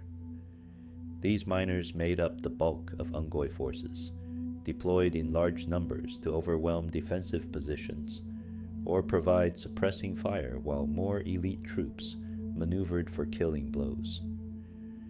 Unggoy majors, distinguished by their crimson armor, served as squad leaders and more experienced combatants. They wielded heavier weapons more frequently, including fuel rod guns, and demonstrated greater tactical awareness and combat ability than their junior counterparts. Majors were more likely to stand and fight when their commanders fell, and more capable of coordinating effectively with other Covenant forces. The rare Unggoy Ultras, clad in distinctive white or pearl-colored armor, represented the pinnacle of Unggoy military achievement. These veteran warriors had survived countless battles, earned the respect of even Sangheli commanders, and led large Unggoy formations with skill and determination. Ultras wore fully enclosed helmets that required multiple headshots to penetrate, making them significantly more durable than their lower-ranked cousins.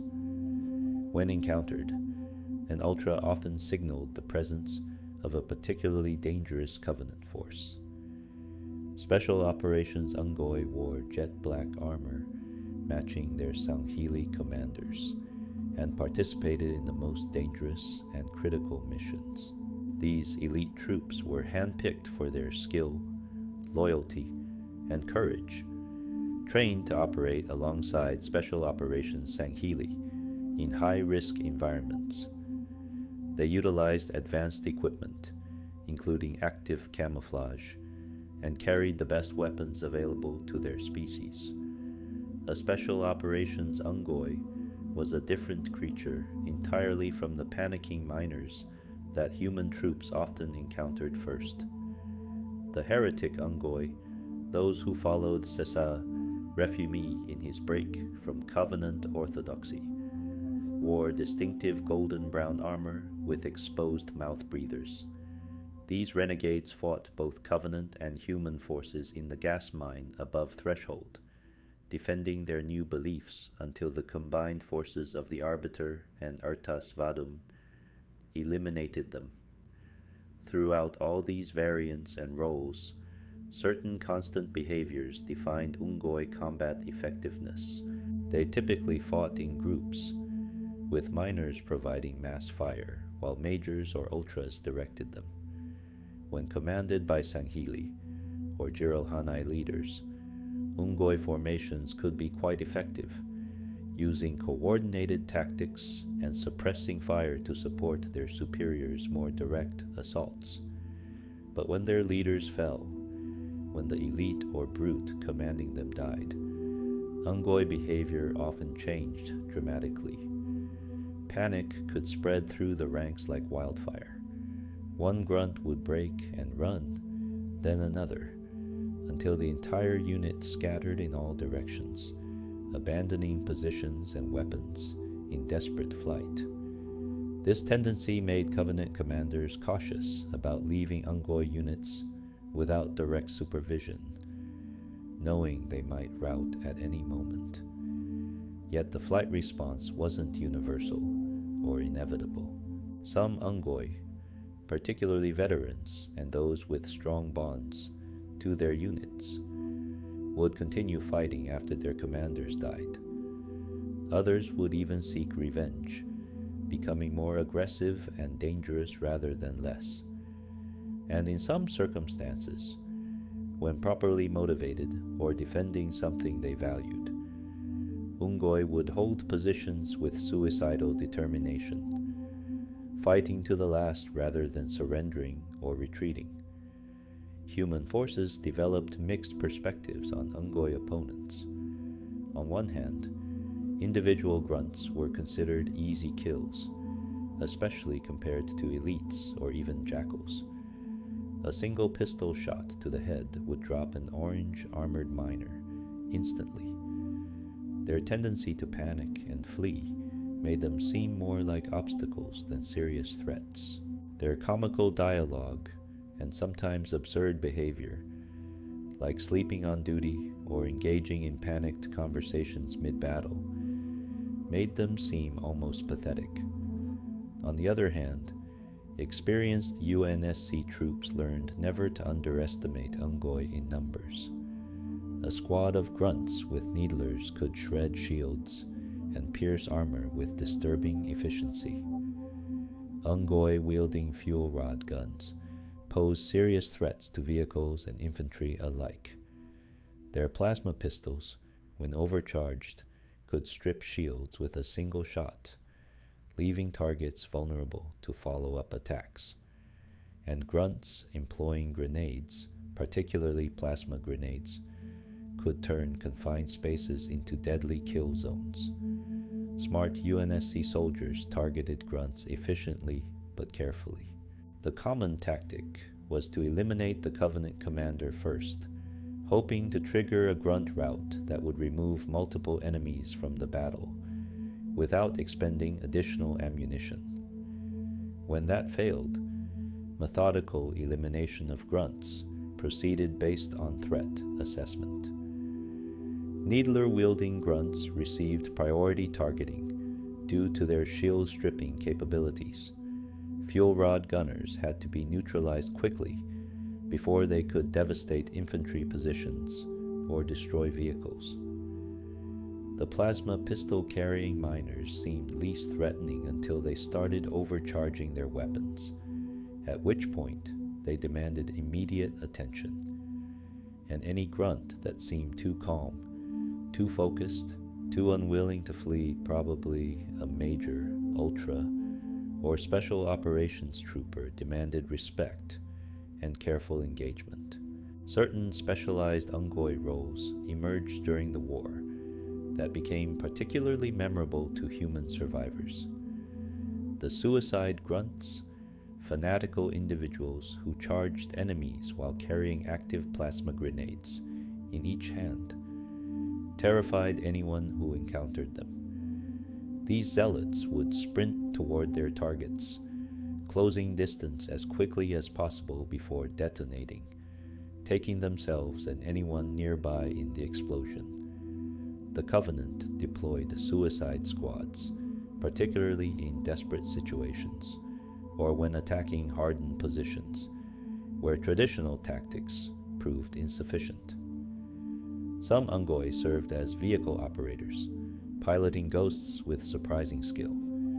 Their small size actually proved advantageous in the ghost's compact cockpit, and their natural agility translated well to the vehicle's nimble handling. Human troops learned that underestimating a ghost piloting grunt could be fatal, as these operators use speed and maneuverability to compensate for their vehicle's light armor.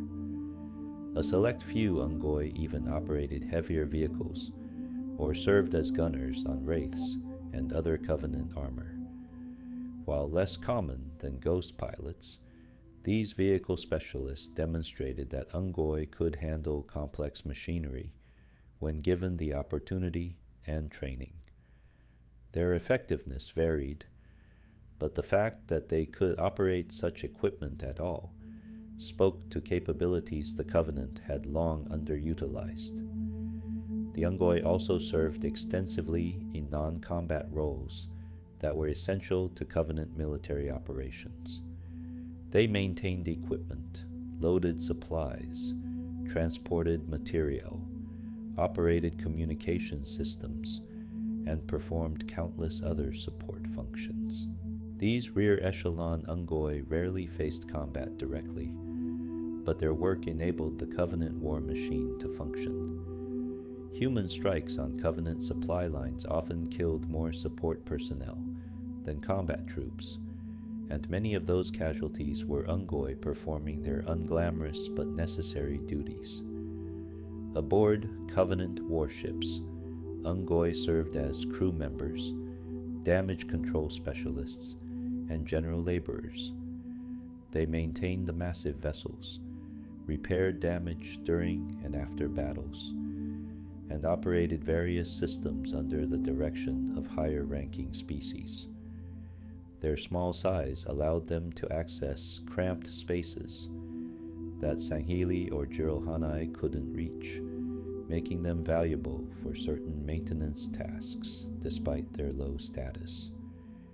The Unggoy's ability to learn human languages proved unexpectedly valuable for the Covenant. Unggoy intelligence specialists monitored human communications, listened to intercepted transmissions, and gathered information from captured equipment.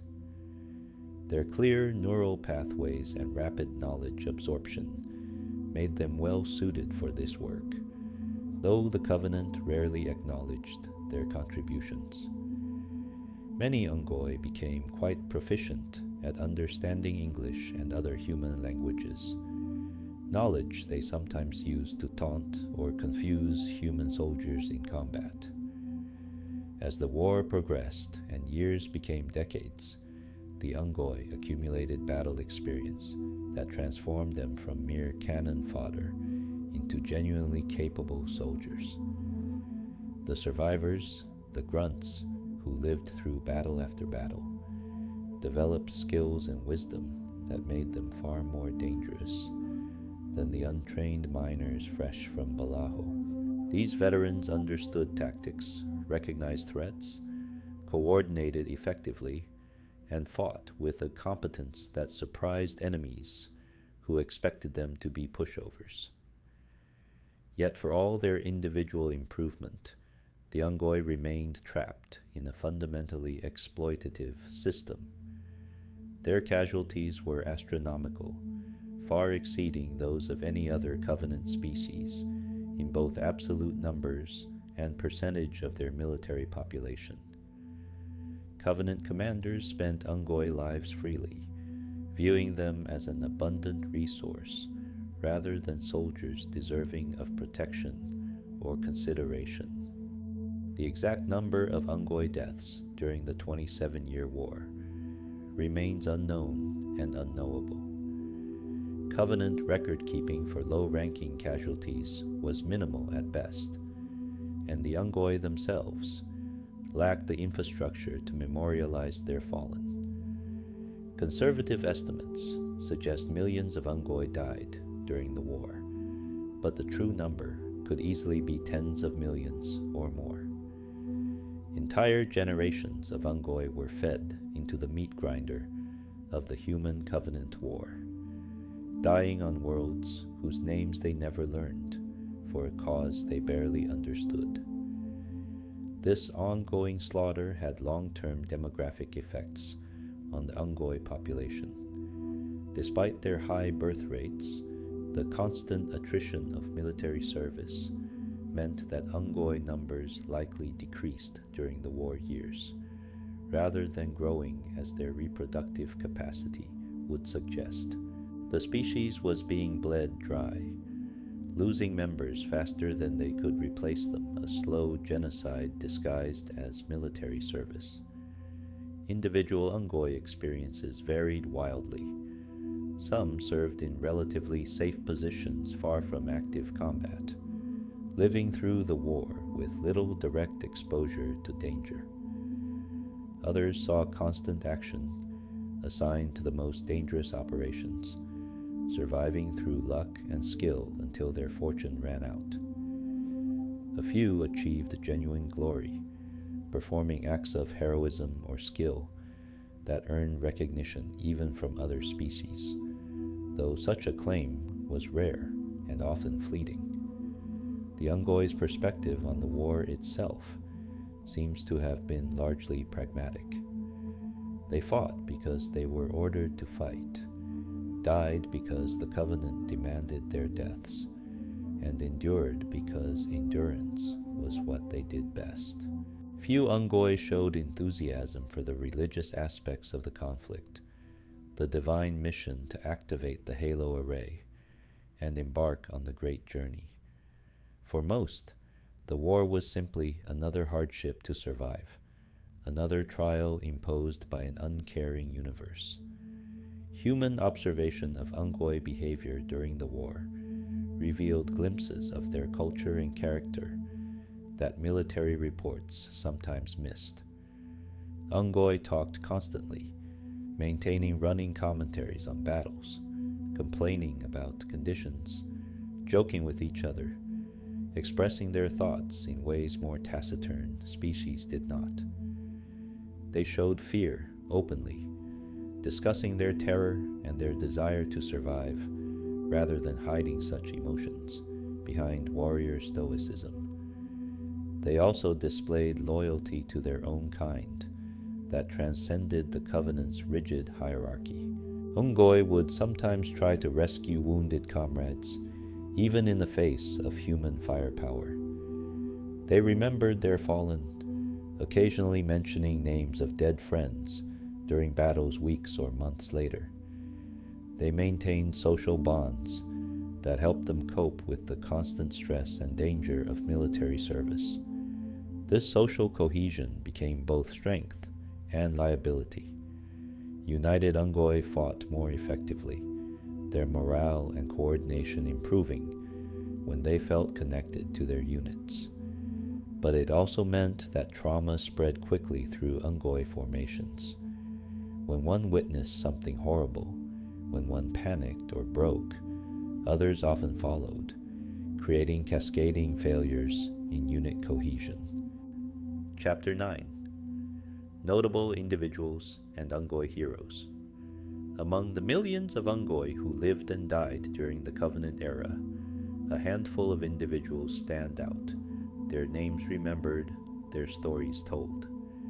These exceptional grunts demonstrated that even the lowest could rise, that courage and capability existed within a species most dismissed as cowardly and weak. Yayap stands as perhaps the most well-documented Unggoy individual from the Human Covenant War period. Born on Balaho, Yayap spent his early service in the lower districts of High Charity, working as a sentry before being assigned to the fleet of Particular Justice. when the Covenant discovered Installation 04. Yayap was aboard the Pillar of Autumn during the desperate boarding action that preceded the ring's discovery. During that chaotic assault, Yayap and his unit found the Special Operations Sanghili Zuka, Zamami, wounded by a bullet to the head, fired by none other than the Master Chief himself. Yayap and his comrades, rather than abandoning the elite, chose to rescue him, dragging him back to their boarding ship so they could escape the fighting. This act of mercy, or perhaps self-preservation disguised as loyalty, fundamentally changed Yayap's fate. When Zamami recovered, he transferred Yayap to be his personal assistant, replacing his previous aide who had died in the fighting. Yayap found himself promoted to Special Operations Unggoy, an extraordinary advancement for one who had been a mere sentry days before. But the promotion came with a terrible price. Yayap had to serve under Zamami, a Sanghili consumed with killing the human super soldier who had humiliated him. Yayap was understandably less than pleased with this arrangement. Sanghili were notorious for their disregard for their own lives, and even greater disregard for the lives of those under their command. Serving a Sanghili obsessed with hunting the demon, as the Covenant called the Master Chief, meant constant danger and likely death. But Yayap had no choice. He followed Zamami's orders, used the honorific excellency when addressing him, and tried to survive. Zamami's obsession led to multiple attempts on the Master Chief's life, each more elaborate and desperate than the last. Yayap participated in these schemes, commanding Unggoy forces in ambushes, coordinating with Makalek Golo hunters, and generally doing whatever Zamami demanded. The schemes never worked. The Master Chief proved too skilled, too lucky, or too protected by his own mysterious fortune. As the campaign on Installation 04 progressed, Yayap began to see through Zamami's plans. The Sanghili was using him, spending Unggoy lives freely in pursuit of personal vengeance. When Zamami's obsession led to them being captured by human forces, Yayap reached a breaking point. Freed by Zamami, he lied to the elite, sending him on a wild chase after supposedly guarded banshees, while knowing full well the information was false. In the chaos of Halo's final hours, as the Pillar of Autumn's fusion reactors built toward catastrophic overload, Yayap's fate became uncertain. Some reports suggest he was killed during the various battles raging across the ring. Others indicate he might have been aboard High Charity when the ring exploded, having escaped somehow. The most likely scenario, mentioned in recovered audio logs, is that Yayap remained on the ring as it began to tear itself apart, accepting his death with something approaching peace. What makes Yayap notable is not any great deed or heroic sacrifice, but rather the detailed record of his existence. His story, preserved in human observations and Covenant records, provided insight into the life of an ordinary Unggoy caught in extraordinary circumstances. He showed fear, frustration, loyalty, deception, all the complex emotions and behaviors that the Covenant hierarchy pretended didn't exist in lower species. Other Unggoy earned mention in historical records for different reasons. Dadab, a deacon in the Ministry of Tranquility, served on the missionary ship Minor Transgression when it first encountered humanity on Harvest. Dadab's religious role gave him status unusual for an Unggoy, and his presence during first contact marked him as a witness to one of the war's pivotal moments. His subsequent fate during the brutal fighting on Harvest remained unrecorded, but his name survived in the logs of those terrible first days. Stolt was another Unggoy whose name appears in records from Harvest, though details of his service and ultimate fate were sparse. Like Dadab, Stolt's involvement in early contact situations suggested he held some position of responsibility unusual for his species, perhaps as a translator or cultural liaison given the Unggoy's facility with languages. Flip Yap and Yap Flip became legendary among both Unggoy and human forces, though in ways that perhaps neither species fully understood.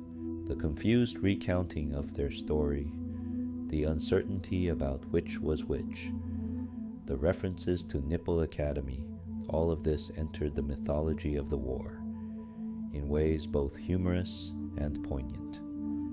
Whether Flip Yap and Yap Flip were real individuals, composite characters, or entirely fictional creations of Unggoy culture, their names were spoken in battle, remembered by survivors, and became part of the strange brotherhood between enemies who fought and died together.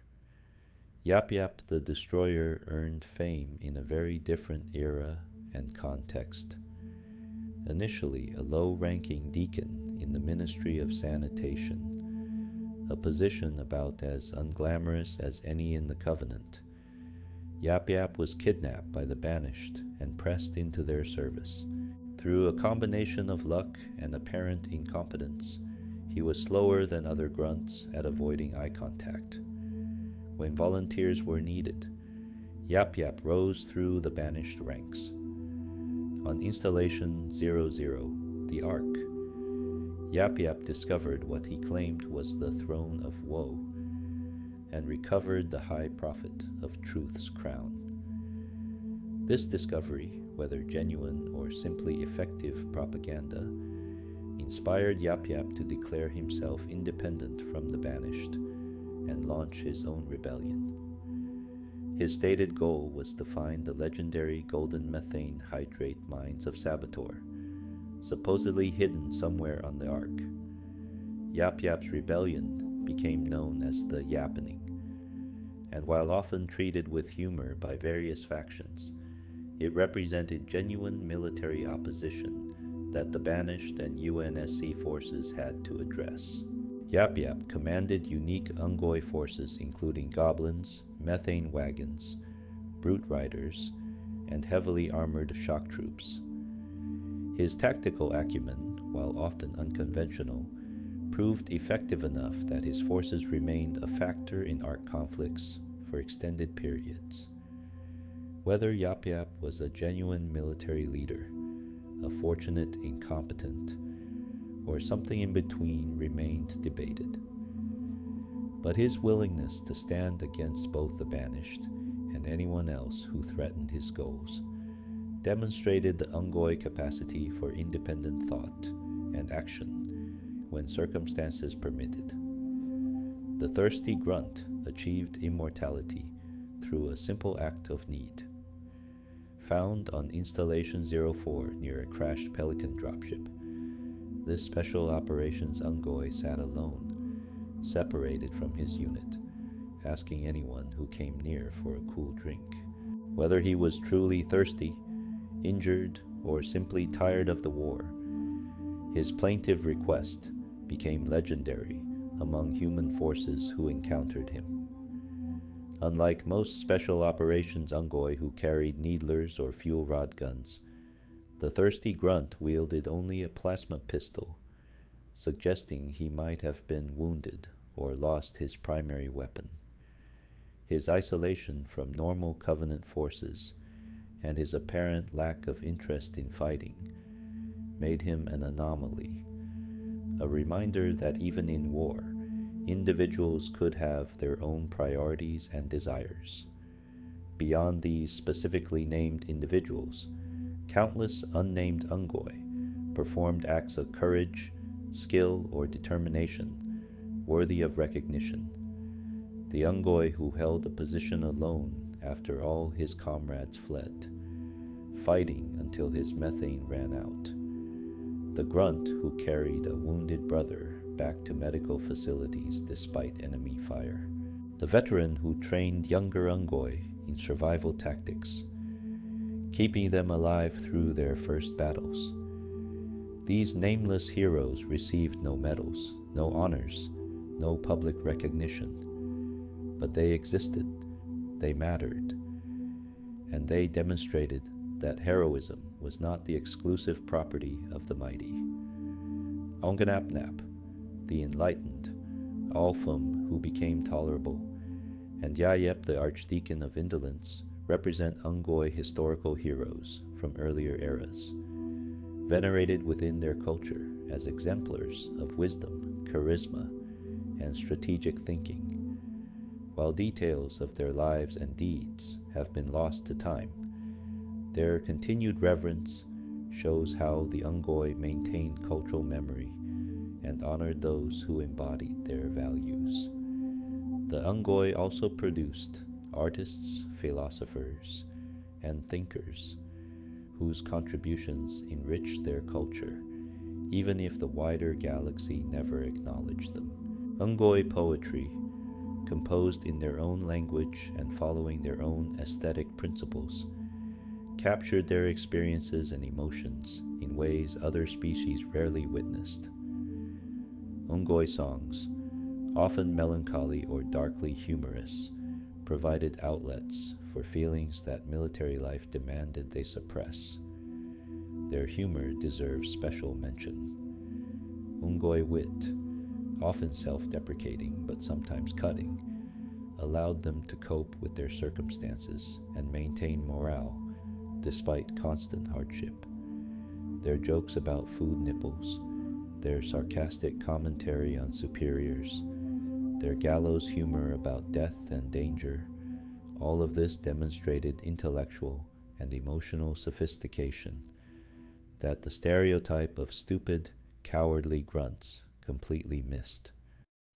Chapter 10: The Great Schism and its Impact on the Unggoy.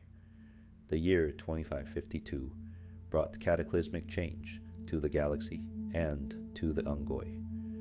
The Great Schism, the civil war that tore the Covenant apart, forced every member species to choose sides in a conflict that would determine not just their own fates, but the future of the entire hegemony.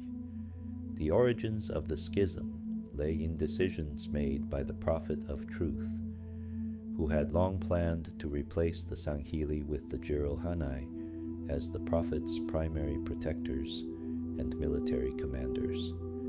The High Prophet's distrust of the elites, his preference for the more blindly obedient brutes, and his secret knowledge about the true nature of the Halo Array, all combined to make him seek a fundamental restructuring of Covenant power.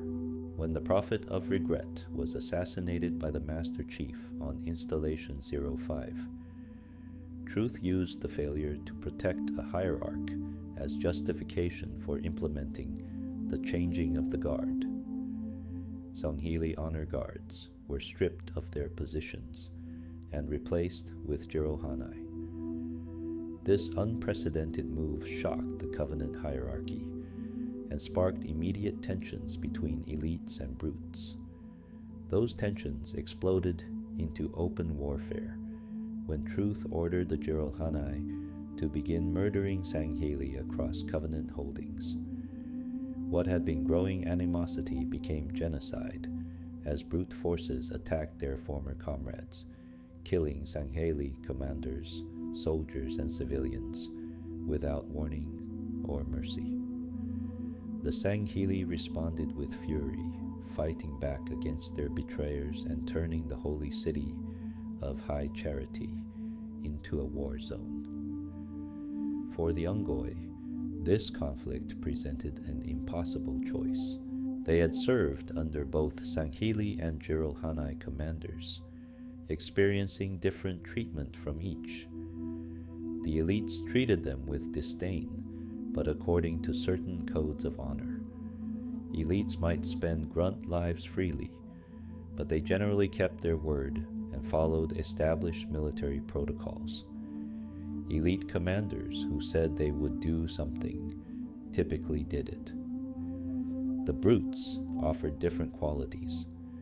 Some Jirohanai commanders treated their Unggoy troops reasonably well, recognizing their value and using them effectively.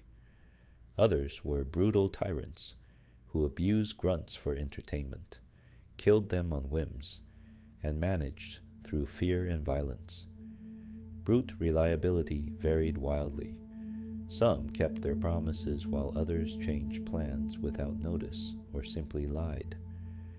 Additionally, the Unggoy remembered their history with both species. It had been a Sangheili arbiter who glassed Balaho during their rebellion, yet it had also been the Sangheili who advocated for better treatment of Unggoy in the rebellion's aftermath. The Jirohanai were newer additions to the Covenant, their integration coming centuries after the Unggoy's subjugation. When the schism erupted, Unggoy forces split according to various factors. Some followed their immediate commanders, whether Sangheili or Jirohanai, out of loyalty or simply because they were present and giving orders. Others made conscious choices based on their perceptions of which side would win, which offered better treatment, or which aligned more closely with their personal beliefs. Many Unggoy sided with the Sangheili, joining the separatist forces that eventually allied with humanity against Truth's Covenant remnant. These grunts fought alongside elites during the desperate battles on High Charity in the space around Installation 05, and eventually on Earth and the Ark. They served in the Fleet of Retribution under Artas Vadum and Thelvedam, the Arbiter, becoming part of the force that would ultimately destroy Truth and end the war. Other Unggoy remained loyal to the Covenant and the Prophets, following Jirohanai commanders in Truth service. These grunts fought against both humans and Sangheili, believing they were defending the true faith and the great journey. They participated in Truth's assault on Earth, the race to the Ark, and the final battles that would determine the galaxy's fate. Caught between these two massive forces were Unggoy, who simply wanted to survive. Some deserted entirely, fleeing to remote locations and hiding until the war passed them by. Others tried to remain neutral, an impossible position in a conflict that demanded choosing sides. A few made it back to Balaho, seeking refuge on their homeworld and hoping the war would spare them there. The fighting during the schism was particularly brutal for the Unggoy. They died in enormous numbers as Sangheili and Jirohanai forces clashed across Covenant territory. When High Charity fell to the flood, thousands of Unggoy were killed, infected, or fled aboard whatever ships they could reach. Those who escaped often had nowhere safe to go, as the war followed them across the stars. Human observers noted that Unggoy behavior during the schism revealed aspects of their character not always visible during the Human Covenant War. Some grunts fought with surprising determination for causes they believed in, whether that was loyalty to Sangheili commanders who had treated them well, or devotion to the Covenant religion that promised salvation through the great journey. Others demonstrated remarkable pragmatism, switching sides when circumstances changed, or simply refusing to fight when they decided the cause wasn't worth dying for. The alliance between the Sangheili separatists and humanity initially confused and disturbed many Unggoy. They had spent decades fighting humans, watching friends and family die in that war, and internalizing the Covenant's teaching that humans were heretics deserving destruction. Suddenly being told to fight alongside those same humans, to protect them and coordinate with them, required a cognitive shift that some Unggoy never fully made. But Unggoy pragmatism and adaptability served them well. Those fighting for the separatists learned to work with human forces, sharing intelligence, coordinating attacks, and sometimes even forming bonds of mutual respect with soldiers who had been their enemies days or weeks before. The strange alliance demonstrated that old hatreds could be set aside when survival demanded it.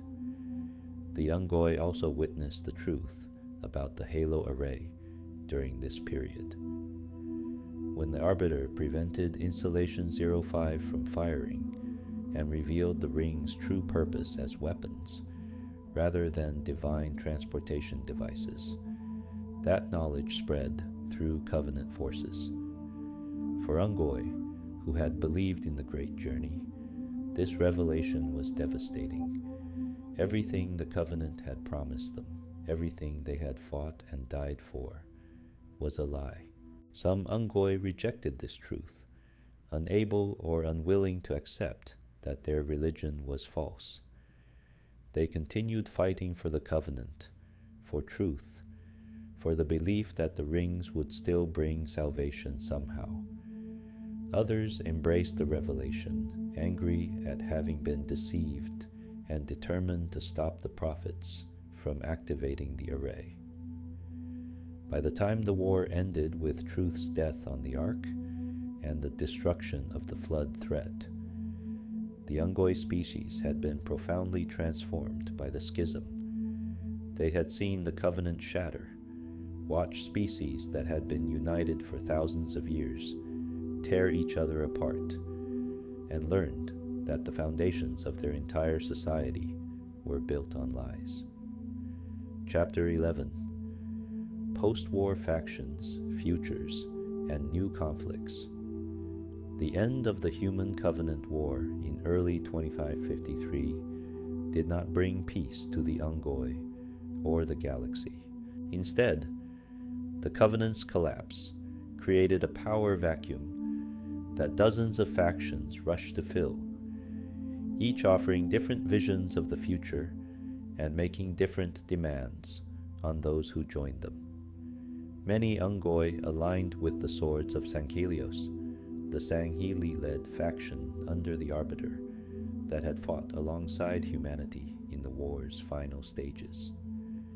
These Grunts continued serving under elite command, but in a context that was theoretically more equitable than the Old Covenant hierarchy. The Arbiter's forces promised respect for all species and rejection of the lies that had defined the Covenant's religious foundation.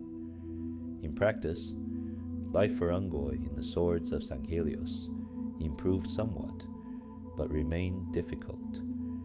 They were still primarily used as laborers and lower-tier soldiers, still regarded as inferior by many Sangheli. But the Arbiter's personal authority and his alliance with humanity provided some protection against the worst abuses. Unggoy serving the Swords knew they wouldn't be casually murdered or sent on suicide missions quite as frequently as under the Old Covenant. The Swords also offered the Unggoy something valuable: stability.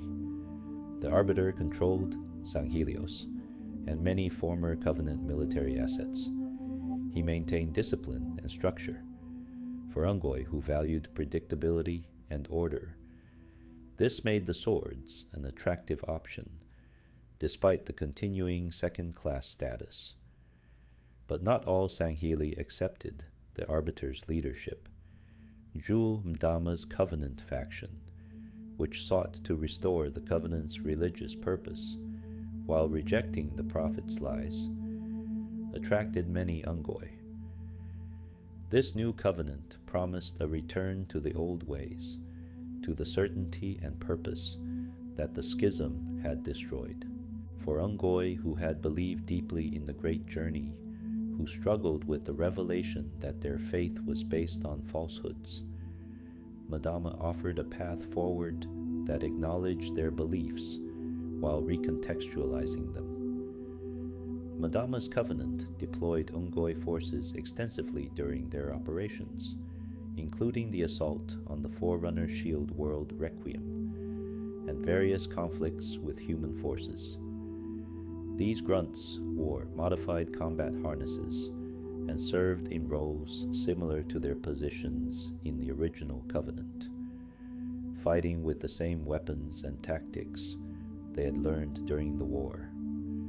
The Jirohanai-led Covenant remnants attracted fewer Unggoy but still maintained significant numbers. Some grunts had formed genuine loyalty to brute commanders during the war and chose to follow them in its aftermath. Others simply found themselves in Jirohanai-controlled territory and had no practical choice but to serve their local warlords. Life under brute leadership remained harsh for most Unggoy, with abuse and casual violence common. The Banished, formed by the Jirohanai warlord Atriox, represented a different kind of faction entirely. Unlike other Covenant remnants that maintained religious or cultural ties to the old hegemony, the Banished were purely pragmatic, focused on survival, profit, and power rather than ideology. Atriox recruited from all species, including many Unggoy. Unggoy in the Banished served in various roles depending on their capabilities. The most fanatical or unstable became suicide troops, equipped with explosive packs and sent charging into enemy positions. More stable grunts worked as regular infantry, vehicle operators, or support personnel. The Banished even created specialized Unggoy positions, like the Grunt Mule, dedicated carriers of heavy weapons for other troops. Some Unggoy found the Banished's meritocratic approach liberating. Atriox judged individuals on their capabilities and results, rather than their species, meaning grunts, who proved themselves could advance further than the other factions. But the Banished remained a brutal organization, where failure often meant death, so the improved opportunities came with significant risks. A significant number of Unggoy chose to return to Balaho after the war.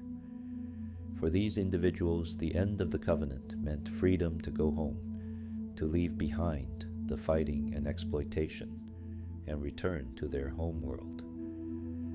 Oni surveys suggested that off-planet transport from Balaho effectively ceased after a certain point, with the facilities on the moon, Buan being abandoned. Those who returned to Balaho found a world still scarred by the Arbiter's bombardment decades earlier, still harsh and unforgiving, but also free from external control.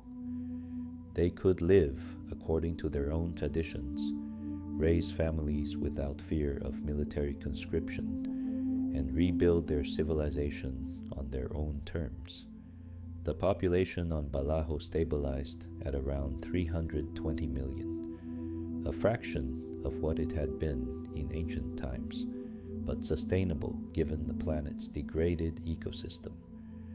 Some Unggoy chose to stay on Sanghelios or other Sangheli worlds, working as farmers, laborers, and merchants.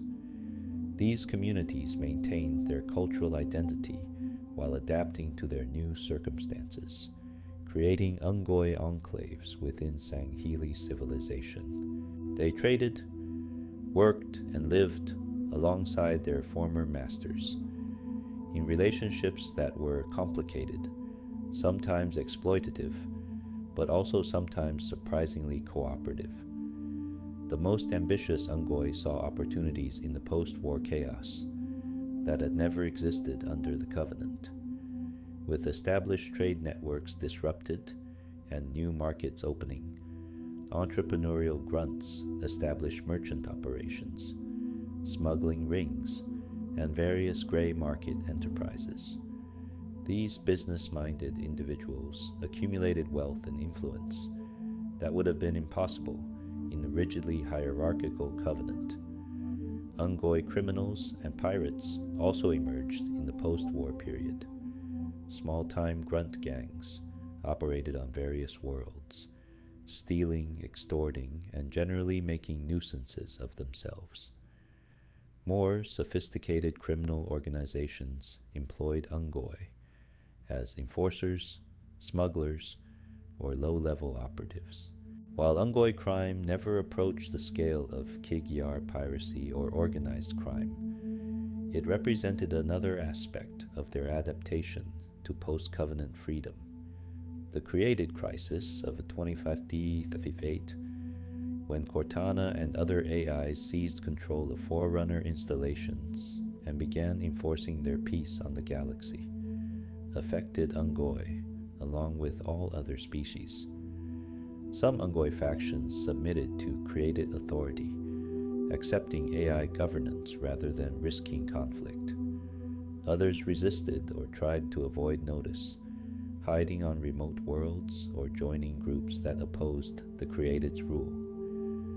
Throughout all these divisions and choices, the Unggoy maintained certain cultural continuities.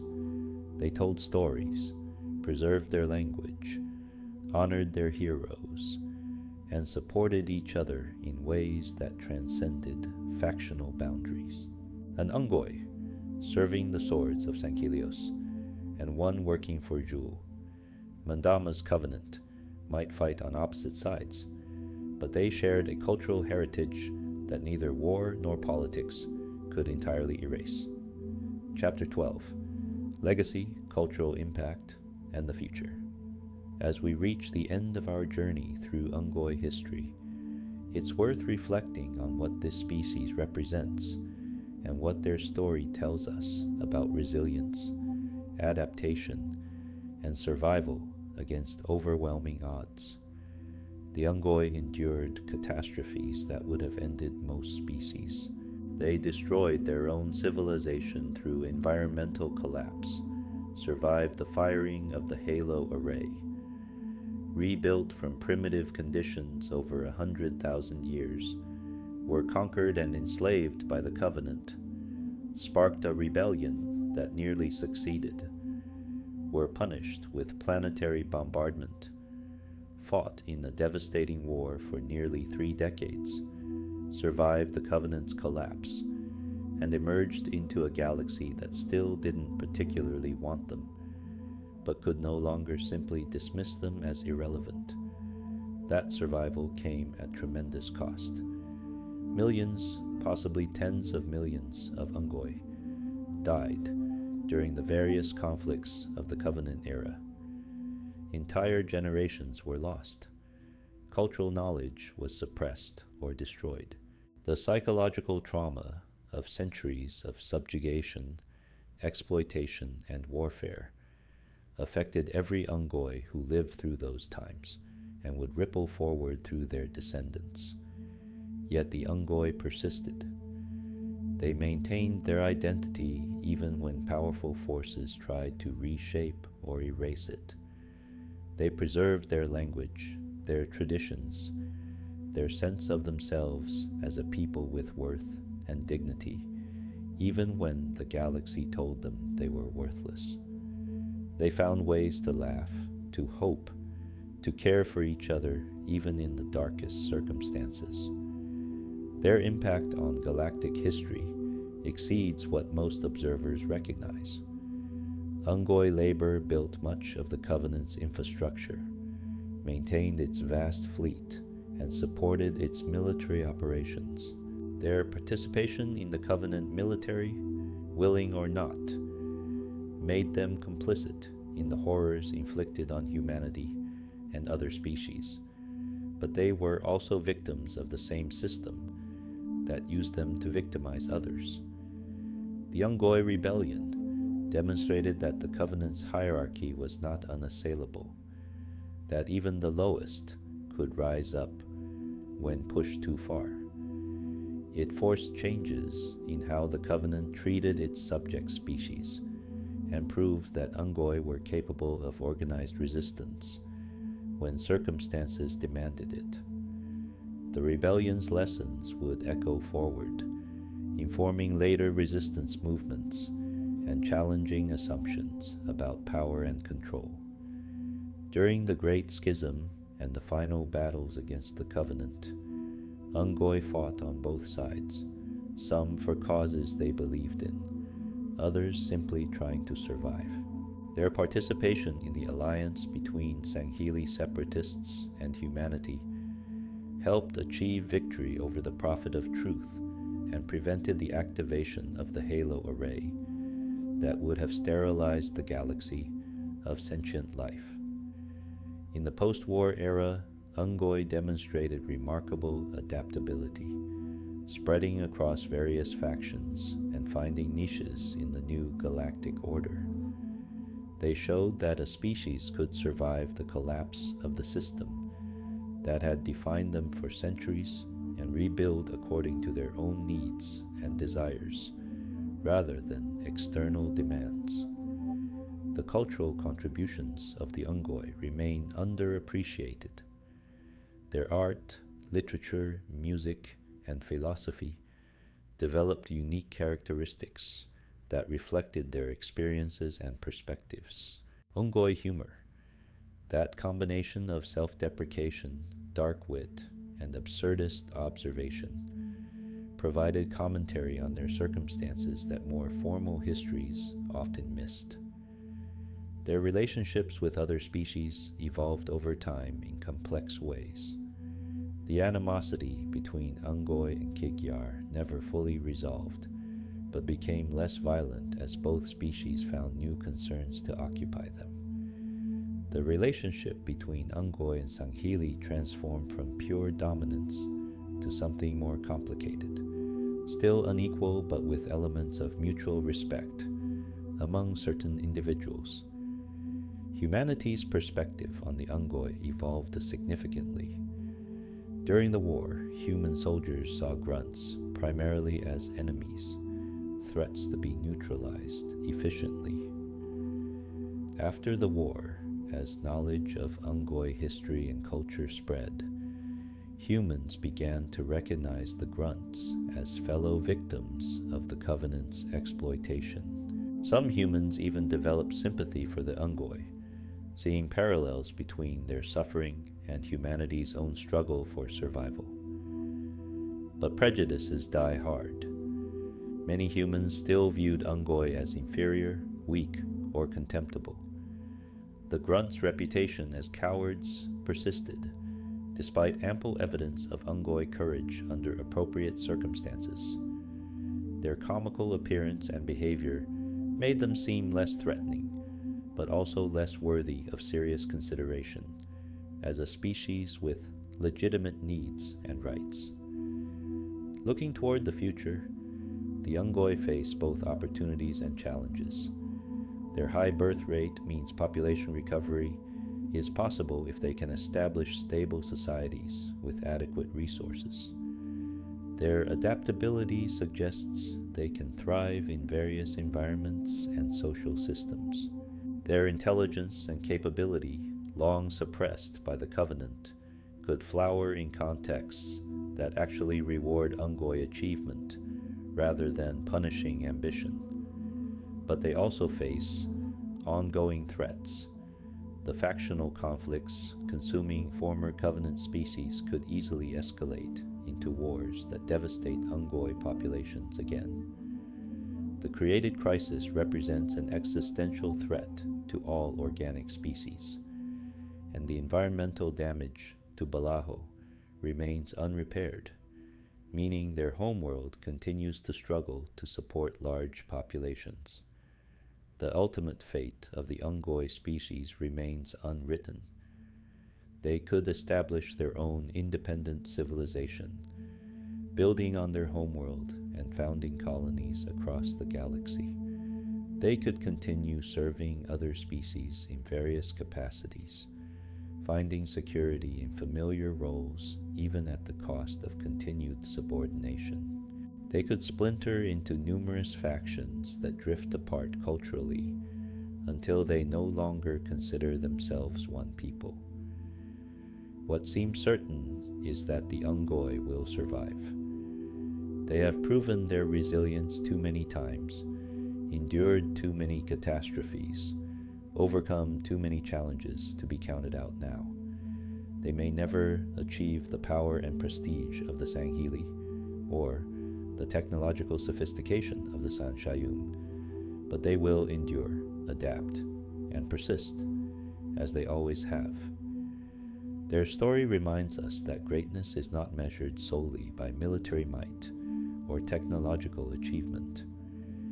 The Unggoy are great because they survived when survival seemed impossible. They are great because they maintained their compassion and humor, despite being surrounded by cruelty and darkness.